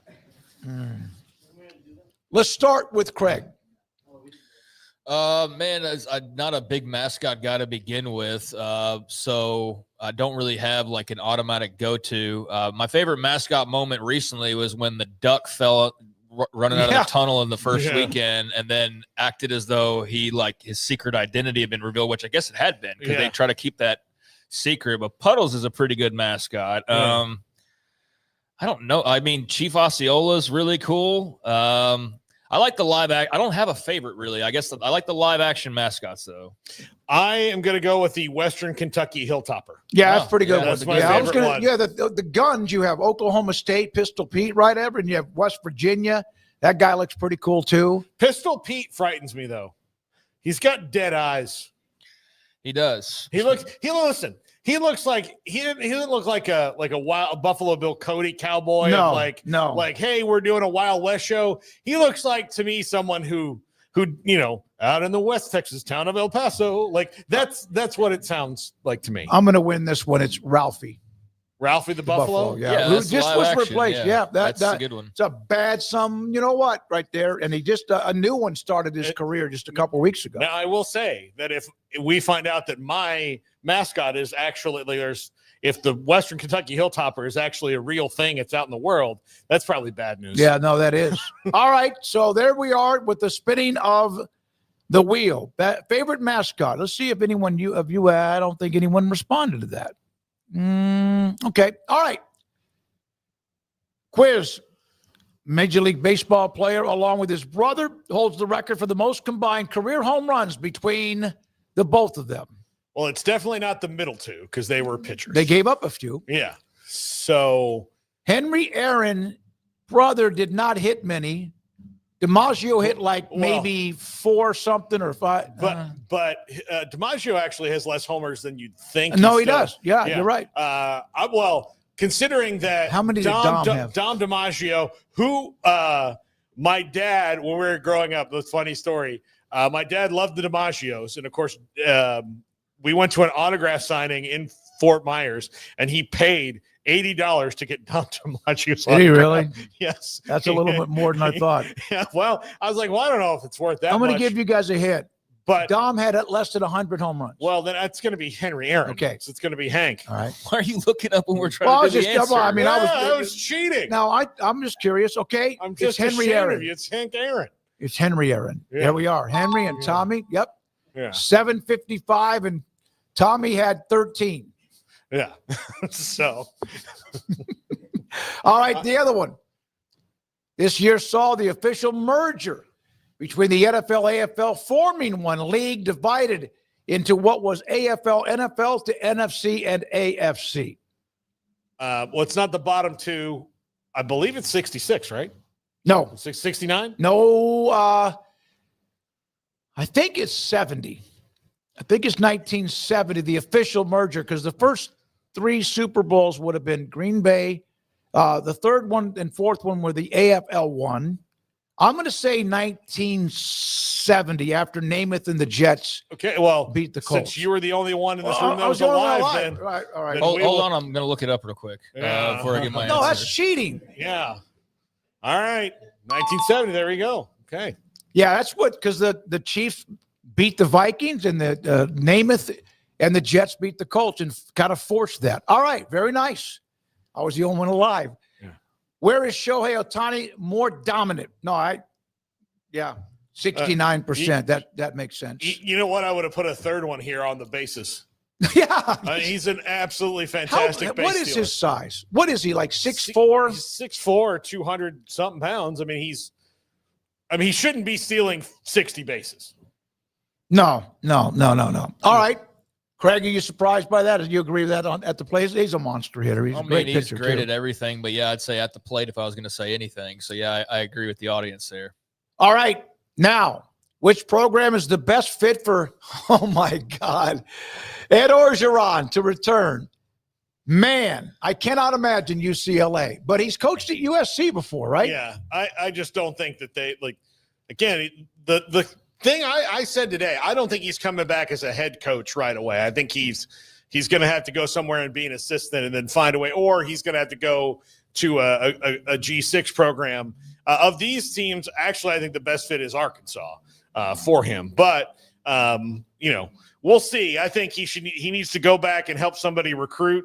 He's got a good friend here in town that could certainly use the boost, and he's an excellent recruiter. And now that you can recruit and promise some money. Is his son still on the staff? But I don't think so. No, Okay. I had been on there for like a while. I remember one time, I think it was during spring, I saw Orgeron and his companion walking off the field towards the parking lot. It was pretty cool to see that. But yeah. All right, Craig. I mean, Arkansas seems like it would be the best fit. I'm not clamoring for an Edo return, but I know he's got his likability factor way up, and that LSU run did him a world of good and just made him, even more popular guy than he kind of already was for college football fans. But I'm not dying to see him leading a team on the sidelines. I'm not clamoring for it, like I said. But if he were to go somewhere, Arkansas seems like it would be the best overall fit. So I could see that. I would be terribly disappointed if I was Oklahoma State getting this shot to go hire a new head coach with all these young options like Eric Morris or G.J. Kinney or Zach Robinson. We're like, we're going to go get Ed Orgeron. I'd be like, wait, what? So They're number 2, but that would not be where I would go if I was them. So yeah, Arkansas would be the logical choice. Well, here. I mean, at SEC and that rabid fan base, he'd fit in well there. I mean, what I said to them about Oklahoma State also applies to Arkansas, though. Like, you can go get Rhett Lashley or Jeff Traylor or any of those guys. It's like, you want to go rehash Ed Orgeron. Okay. Let's go back. Why is Ed Orgeron not the coach at LSU right now? Because Joe Burrow and Jordan Jefferson. Well, but he's largely not the coach because I know. Yeah, because joking. His organizational skills of running the program kind of ran afoul. Now, he could either have learned to do that in all this time that he's not been coaching, but their job has only gotten harder. Yeah, in the 5 years he hasn't been coaching. Yeah, and also the fact that of what I just said a second ago is he also had one of the most talented football teams of all time, and he's not rolling in and getting Joe Burrow and Jefferson and all of these cats that he had on that special LSU team in 2019. So I would factor that in as well. But he's definitely one of those characters that make you love or hate or whatever, feel a certain type of way about college football. He's a guy that adds some character, to the head coaching profiles out there. So I do appreciate that about him. All right. Thank you very much, Garrett Ross. Thank you very much, Andrew Valet. Brandon, microphone. I know we're running up against it here. Brandon, you're about to leave. Tell everybody your story. What story? Like, just, where are you going? What are you going to be going for? So I'm going to be getting married this weekend. In Wimberley, and then we're going to be heading to New Mexico. Just kind of enjoy the views. So you're out of pocket for the next 2 weeks. 2 weeks. Yeah, basically 2 weeks. Starting 2 weeks, and then because the next one you get back, and then somebody else is getting married. Yeah. Then her cousin's getting married, which was a little 3 upsetting. weddings during football stomped season. on it. Yeah, just stomped on ours. Was like, Well, congratulations, man. Enjoy it. Hopefully once in a lifetime type of thing for you. So, hope it all goes well. Yeah. Well, welcome to it, bud. Yeah.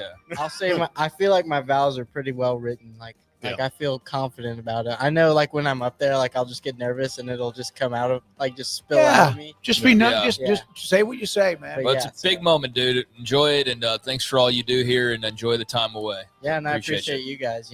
Smokey got me some cookies. So I got some tips cookies, really good stuff. The cookie cake, I guess, got disappeared. Thank you, guys. Thank you, Craig. Paul will be here. I'll be out tomorrow with a high school game. This is 365 Sports.